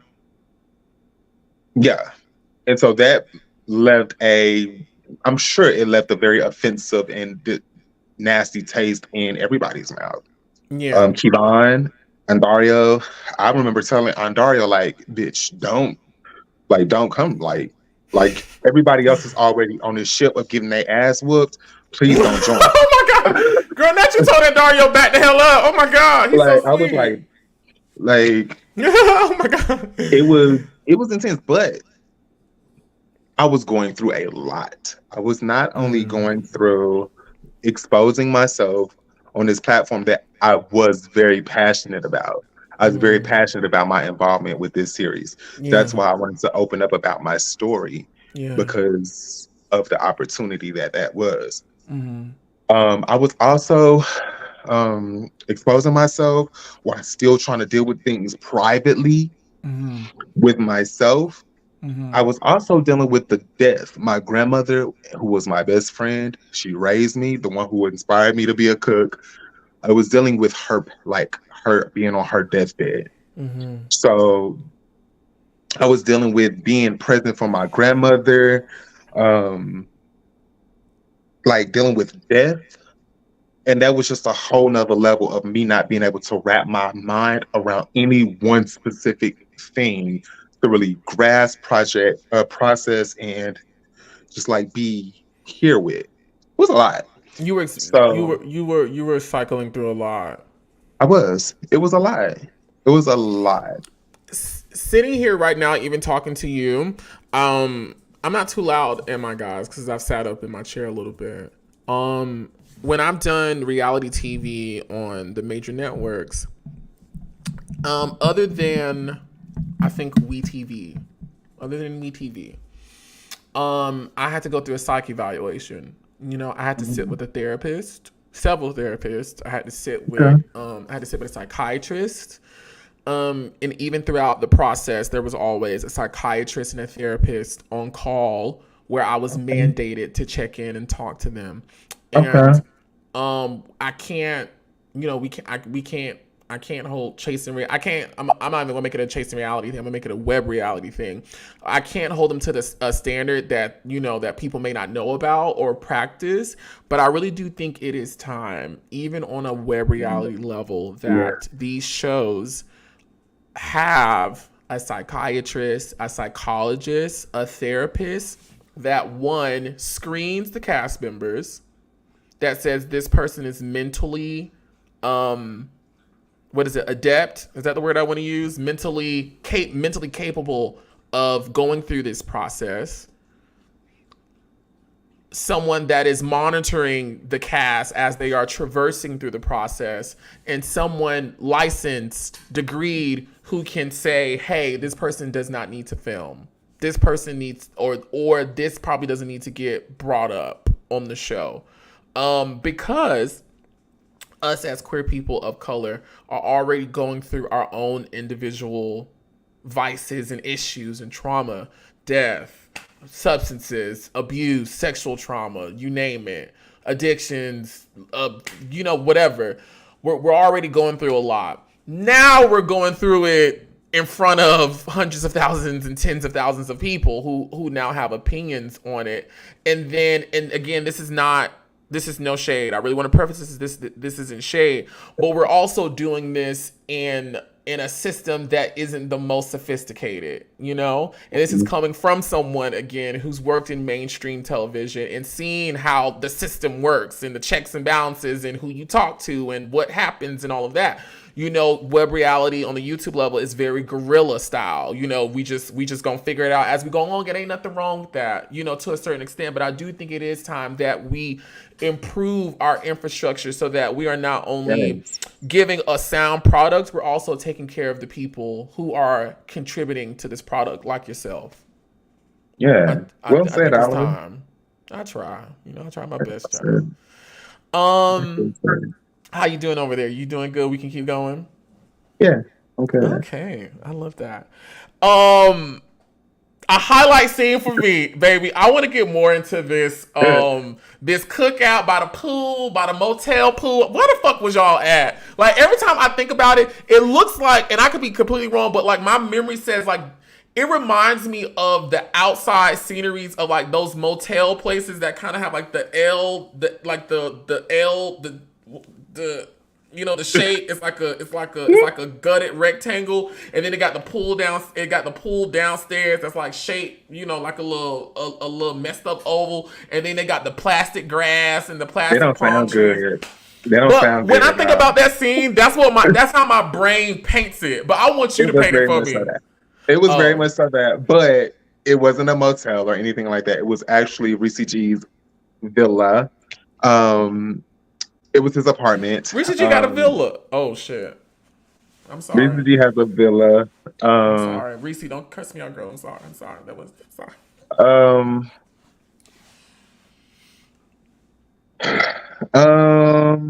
Yeah, it was at Reese G's apartment. And yeah, that's what it was basically. It was, I think, plastic grass or some type of plastic grass, if I can recall correctly. But that's neither here nor there. Somebody, but it was very much so giving that. Somebody hit it right on it. They said the how you pronounce this? The Econo Lodge.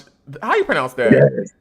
Econo Lodge, I think. The Econo Lodge style. Yes. That's, when my brain thinks back to that scene, that's what it gives me. It gives me very Griselda Blanco. Netflix got all them hoes up in the thing selling that shit. And they got a little thing down in the middle. That's what it gives me. I didn't know it was Rishi G's apartment. If I would have known that, I would have never said none of that. I'm sorry. Not Tina Shade. No, Tina Shade. I'm so sorry. Please, I'm trying to fly right these days. But take me back to that day, because that scene is funny to me. Well, what was funny? You. What happened? I enjoy watching reality TV when I know this person is really, like, this person is being real right now in this moment. Like, this is a real moment that's happening. I feel like my detector, I can tell when somebody's putting on, I can just feel it. And I get turned off by it. So, but I felt like you in that moment, in that whole situation, I don't know if it was anxiety. I don't know if it was the cameras. I don't know if it was pressure, but I felt like you were everything we were seeing from Tony Price in that moment was like a real life thing that was happening, but we were just getting these sound bites. Like, what the fuck is, what is this? What is this? And then I think you and King K were going back and forth. It's a memorable scene from Chasing Dallas for me when I think about Chasing Dallas. Okay. Glad to have been. Am I glad to have been? I'm proud to have been a part of a memorable, iconic scene in the mind of Oliver Twixt. Oh. Okay. There we go. I mean, honestly, it was all of those things. It was anxiety. I was like, my adrenaline was going. Like, honestly, I was going so much. Like, I was hot mouth. It was a lot. Yeah. So I don't. Okay. So here's a little. If you go back to the episode, I think that shit. Like, you can kind of catch it. Like, I got a couple of like, bitch, are you okay? But I was like, really like, my adrenaline was so high, my mouth went dry. And I was just like, just get me through this, Jesus. Like, but emotions were on 10 because that was the first time since I had been told what was being said about me by King Kane. That was the first time since we had that back and forth on social media, like that we were like coming face to face. And so it was just like, okay, like everything's Reese G is getting ready for it, and he just wants it to be good, be what he wants it to be, and what he sees it. He wants his vision to come to life, and it's another day for me. It's another day that I'm getting ready to show up somewhere, but I know that I'm gonna be on camera now, and like I just want to be presentable. I know that I have a confrontation and a conversation that has to be had. In my mind, what I was thinking about was just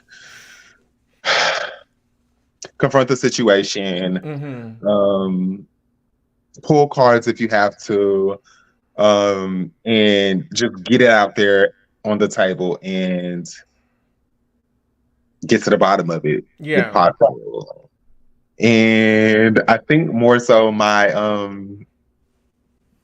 survival mode more so kicked in more than my like that primal instinct kind of kicked in, but like it really wanted to kick in. But I was just like, let's hold it together. Let's like just present yourself to be as in control as you can. So it was just like, hi. So that's why I was like, nice to meet you, King Kane. And it was like, bitch, we met like 1,000 times already. So like, what are you talking about? But it was just like, have a conversation if you can. And so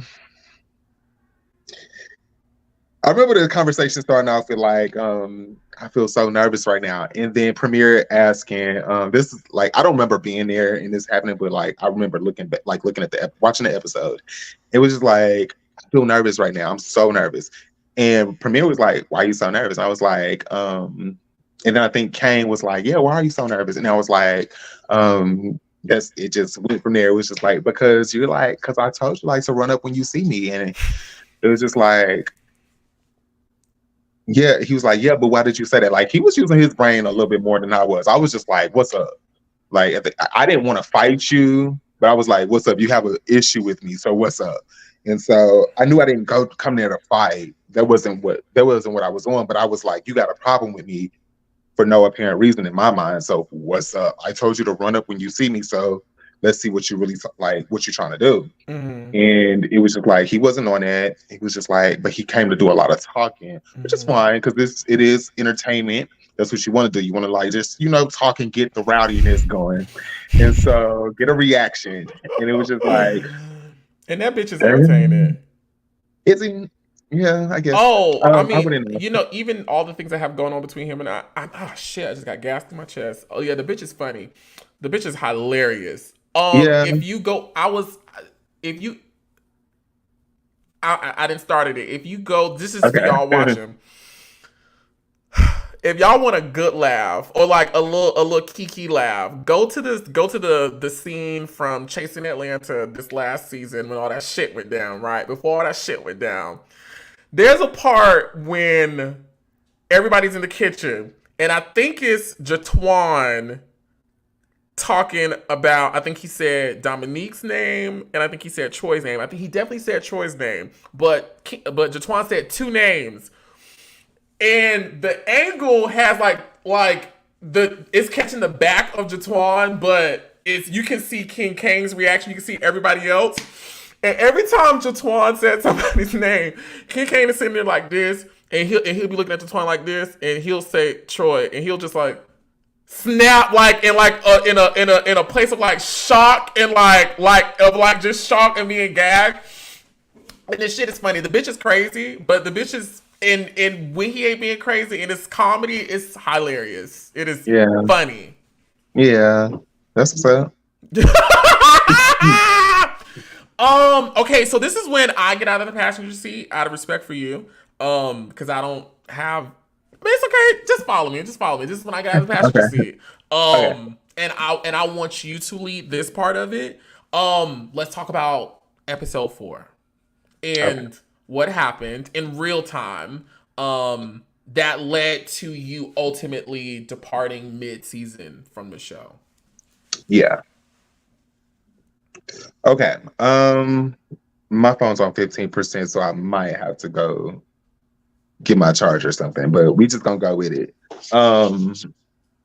Episode 4, that was game night, and that was also Bikini Confrontation, but on green screen. I'm not sure how we ended up, why we ended up cooperating the green screen confessional into episode 4. I'm not sure why it went there. I'm not sure why and how that got set up. I'm not sure. But there is 2 parts of episode 4. I do know how. Okay, so there was game night, and I felt like, again, my purpose for being on the cast and joining the project was to bring light onto a real life issue in our community, which was addiction, substance abuse, that whole thing.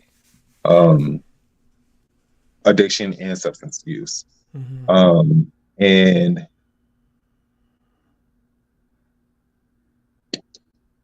my involvement with the show was more that than it was getting to know other castmates on a superficial level. Mm-hmm. I was there to connect on a more personal, brotherly bonding level. Mm-hmm. And for me, I've never really been into really like small talk. I'm not really into a lot of small. It's like I can entertain it and I can be around it. I just won't give a lot. I feel like I'm awkward. Mm-hmm. So I just won't really give a lot into it. But I'm here to like witness it. But I don't have much to say. And so we were.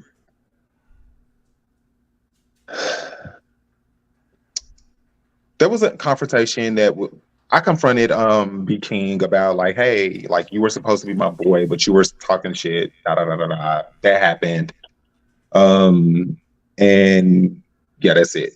So the circle, we were having again, we decided to play a game, and it was we're gonna put some questions in hat or something. I think we're just gonna pull questions, and I wrote a question that was, have you ever been homeless? Because at the time, I had given up my lease on my apartment.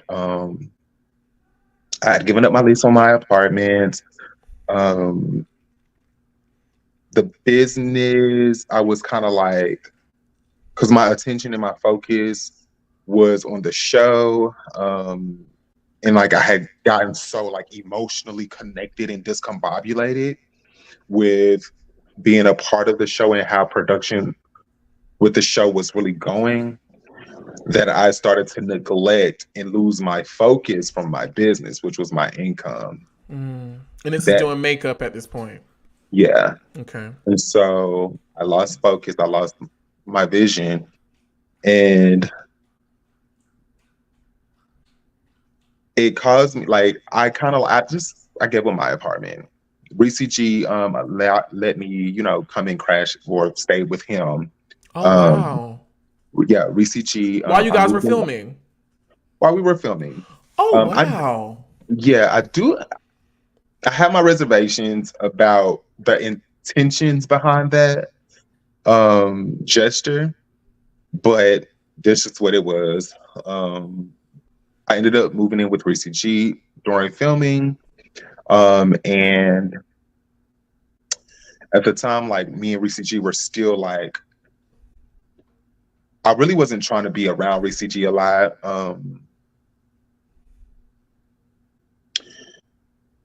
Yeah, or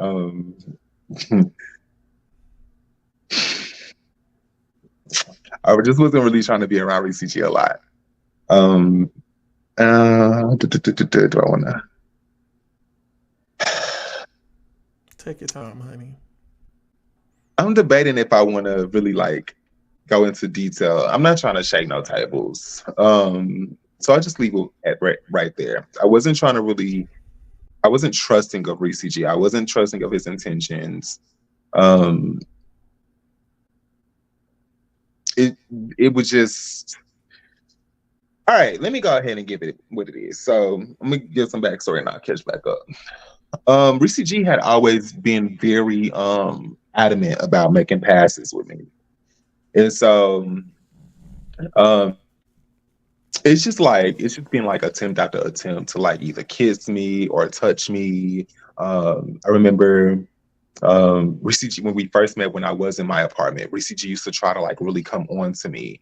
And like if I was your boyfriend, da da da da da. And I really just want to know what it's like to kiss your lips and like all these types of things. I remember one night we went out to a club and I had gotten tipsy and intoxicated and he just was like, it was just one of those times after like countless of times where he just wanted to like come on to me. And I remember being like, we had some drinks and like, yeah, kind of like, I'm gonna say took advantage of that moment. It came on and I just kind of leave that there. Um, there was another instance where Reese G in his first apartment when we had first met was just like telling me what he would do to me in my sleep. And it was non-consensual.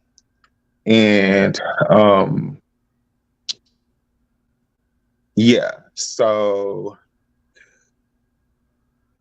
just fast forward, like just like adding this, like I don't Reese G very well may have been offering me a place to stay out the kindness of his heart, but just because of how the character that I had seen in an impaired state, I was very not trusting of his intentions. And so sometimes I would not stay at the house. I would opt to sleep in my car. And I shouldn't be embarrassed to say that. I would opt to sleep in my car instead. And so that's why, fast forward to game night, I was just like, hey, have you ever been homeless? Because I considered myself homeless to a degree. So I was like, let's like see what's really going on with the cast and crew. Let's see what we're like. And so that's how that ended up coming about. I don't even think that I even answered the question with the group. I don't even think I answered the question with the group, but it was when we got to green screen confessional that I ended up like, I was asked a question like, hey, have you ever, who wrote the question? Have you ever been homeless? I was like, yeah, I wrote the question, and they were like, have you ever been homeless? And I was like, yes, I have been homeless. And that's when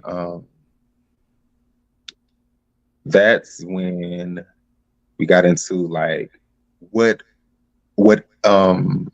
led to your homelessness. And it was just like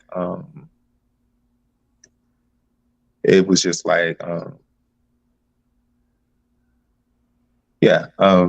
substance addiction and things like that were the actions that led to the lack of focus, which led to me like quitting jobs and things like that. So that's basically what it was. If that answered your question at all.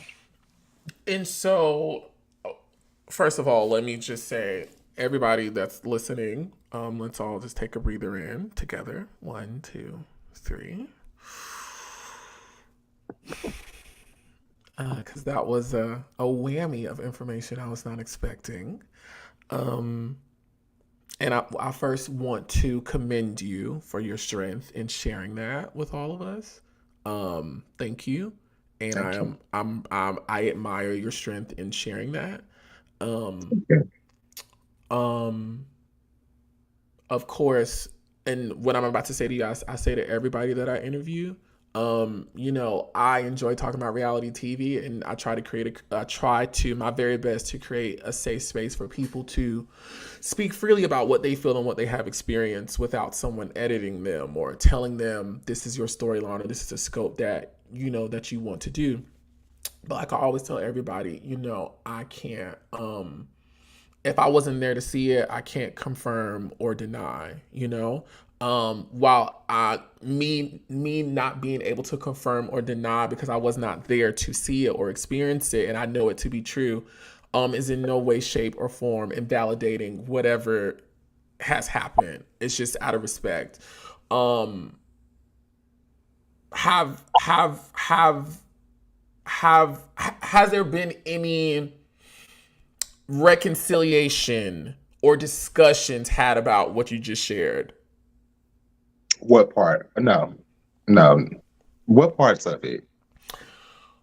Have you made him, what you just shared with us and how you felt about some of the actions, have you made that person aware of it and how they made you feel? No, not any I would say concise, clear, forward conversations. I got you. I ain't no therapist. Listen, I'm just a nosy Right. bitch here on the internet that, I get it. whatever. Get it. But it is my hope that some type of, well, I'm kind of well, let me ask you this. What work have you done as it relates to that? And where are you now on that healing path as it relates to those things? So first of all, good question. Thank you. So it took a while for me to acknowledge the depression that was taking place then and the years after. So in acknowledging that, yes, I am depressed. Yes, I have been traumatized. Yes, I am not able to wrap my mind still around. I was not able to yet wrap my mind around what took place. It literally just got to a place to where I could turn on my YouTube and see Chasing Dallas and not feel triggered as of the last 6 to 8 months. So in order to, what I've done, I have a support system that I can confide in, that I feel safe confiding in. It's not easy all the time, but I know that there's safety in my relationship, my romantic relationship with my partner. Which I love. Which he's blowing up my phone. And then also, so I might have to and I'm on 9%, Oliver, if you don't mind. So, you have to head out in a moment. Yeah, because I'm on 9%. Okay. Okay. Thank you for understanding. Of course. Therapy though. Therapy and I think it's introspective, right? Introspect. Retrospective looking back, intro looking inward. Introspection. Introspect, and honestly, sobriety, remaining sober, and therapy, support system, and thank you, Oliver. All of those things really play a part in progressing, in me progressing, and being able to heal. And that's really just, that's it. Well, one, you look amazing. Thank you. You look freaking amazing. All of the comments tonight have been saying that you look gorgeous and you look so refreshed. You look bright. People have been very happy to see you. You and I stay in communication on social media, mainly Twitter. So I see you on there, and you're doing amazing. Yeah. I want to thank you so much for coming up here and talking to me. Like I shared with you, you were my favorite from season 1, and I've always enjoyed reality and reality TV, and I just remember being in this living room right here watching you tell your story and how raw and real it was, and knowing that there are other people watching that hopefully were, and I'm pretty sure were inspired by your bravery. Honestly, you know what, and you know, I don't know what your wish is as it relates to Chasing Dallas, Chasing Reality, Reese G, and that whole thing. But for me, honestly, you contributing that conversation in that vulnerable moment, honestly, is a work of art in itself, because I know it healed people, it helped people embark on healing, it helped people realize some things, and help people become educated. I know I was educated in that moment, which honestly is so much better than a fight around a pool, or a meet the Thank cast, you. or if you're Right. A cast or B cast, you know. And Right. I'll say it's a lot of these bitches and hoes that's been on this show, this channel for 25 years and still ain't did nothing significant in the Wow. time that they've been there, in my personal opinion, which, you know, my opinion really don't mean nothing. Thank you, sir. But you, in your 4 years, I'm still talking about it, and I still value it Wow.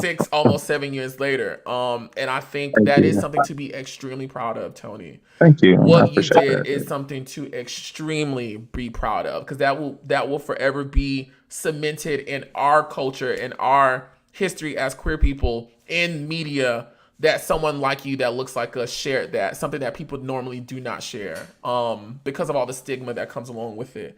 Thank you. I Thank know you, you have to Oliver. go, of course. Girl, I'm on 2%. Okay, anything you want to say before you head out of here? Let's do this again, please. Let's do this again. Yeah, let's continue. Part 2 coming.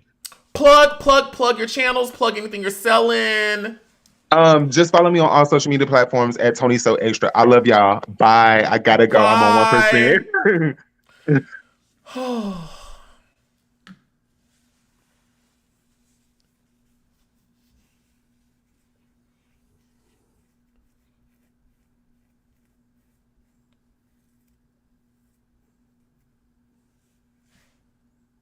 I'm a little mixy with emotions right now, guys. I'm not gonna lie.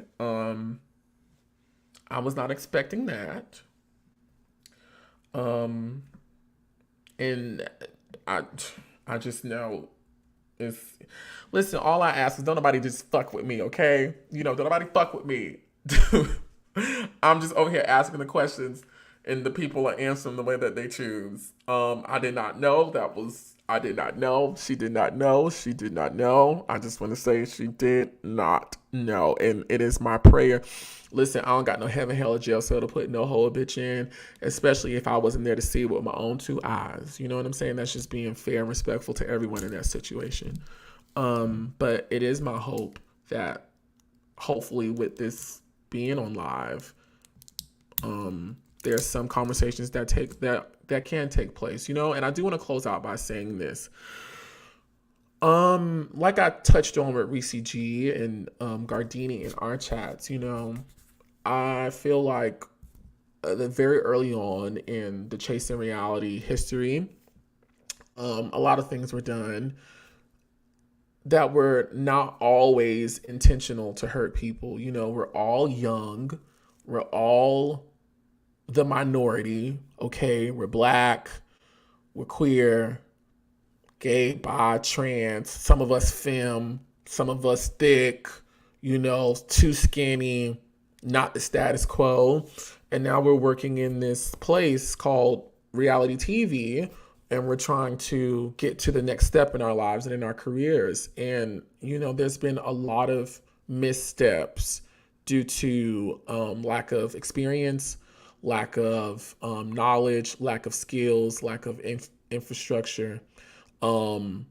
Everybody, you know, kind of moving to everyone moving to the beat of their own drum. And it is just my prayer that now that we're almost where like a lot of this stuff we're 6-7 years, some of it 10 years about to be. If you're talking about people who was on season 1 of Chasing Atlanta, season 2, a lot of these things are 9, 8, 10 years. I hope that we're now in a place, because everyone looks beautiful, you know? When y'all agree, everyone looks beautiful. Everyone's doing great. Everyone seems to be happy. Everyone seems to be healed. Everyone seems to be in a place to listen, to reconcile, to talk. And I just hope, with so much time passing by, and if the work everyone says that they've done has actually been done, that there can be some additional conversations that take place now to bridge the remaining gap that exists on some of these situations and conversations that have happened. It pains me to see queer people of color in the business and in this industry experience some of the things that Tony experienced tonight, you know, working, contributing your time, your talent, your energy, not getting paid, you know, feeling like this is your moment to shine and your big break, and not working out, you know, because I've been in those situations and I know how that shit feels, you know, feeling taken advantage of, feeling stuck, feeling like you don't got no help, being homeless, you know, bitch, I've been homeless before, you know. I've shared this story in the past when I was in college. And I just shared it the other day, well, a couple weeks ago, when I was talking about the older guy I was dating, you know, having to figure that shit out.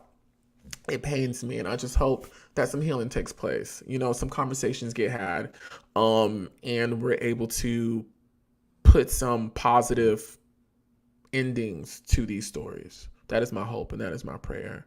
I don't want any drama, any beef, any going back and forth. I do ask for a certain level of compassion for people telling their own truths, and this is not only to this chat. Because there's been some other chats that I've done where people have reached out to me, kind of upset, not at me, but upset at the other people telling their story.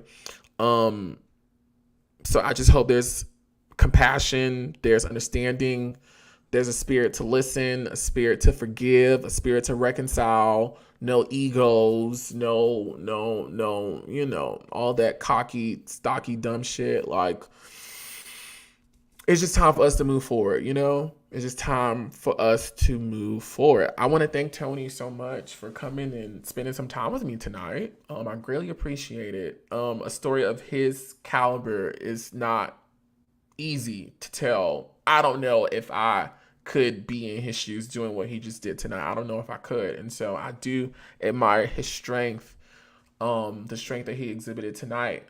I'm so happy to get more information about him because I really didn't know Tony. I just knew 4 episodes of the guy. So hopefully, like me, you guys also walking away from this with more knowledge of Tony and a better, you know, feel for the guy. He's a cool guy.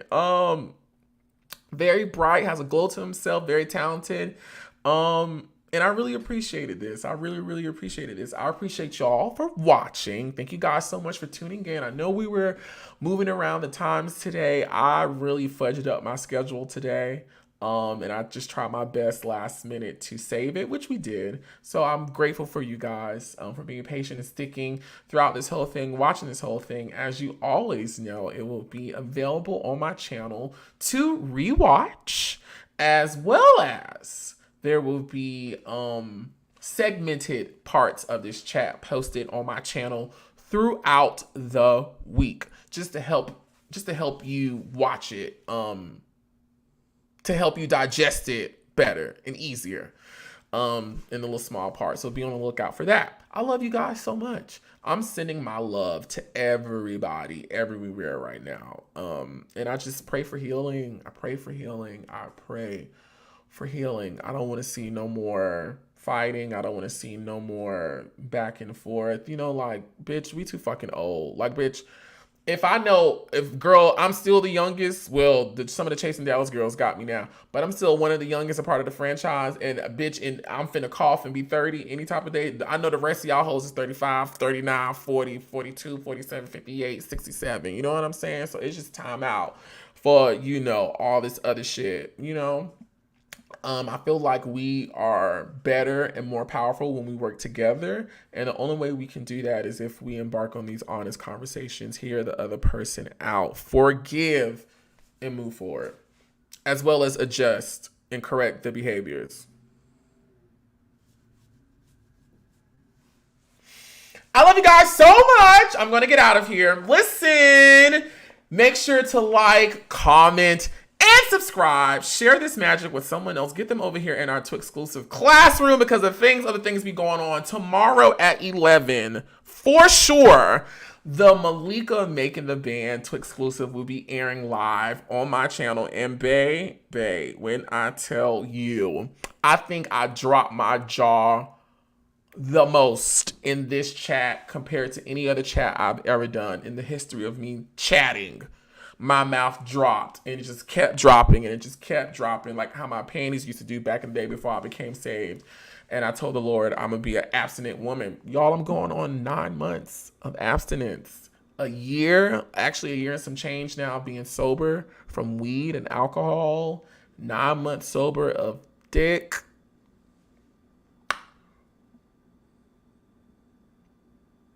She trying, you know?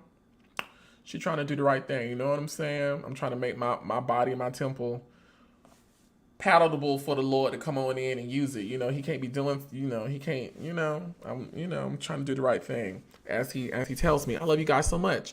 Be sure to like, comment, and subscribe. And until next time, my friends, be sure to parade and Kegel. Good night. Yeah.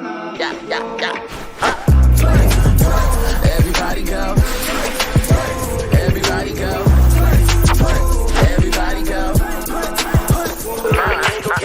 But the twist better celebrate. Play it one time.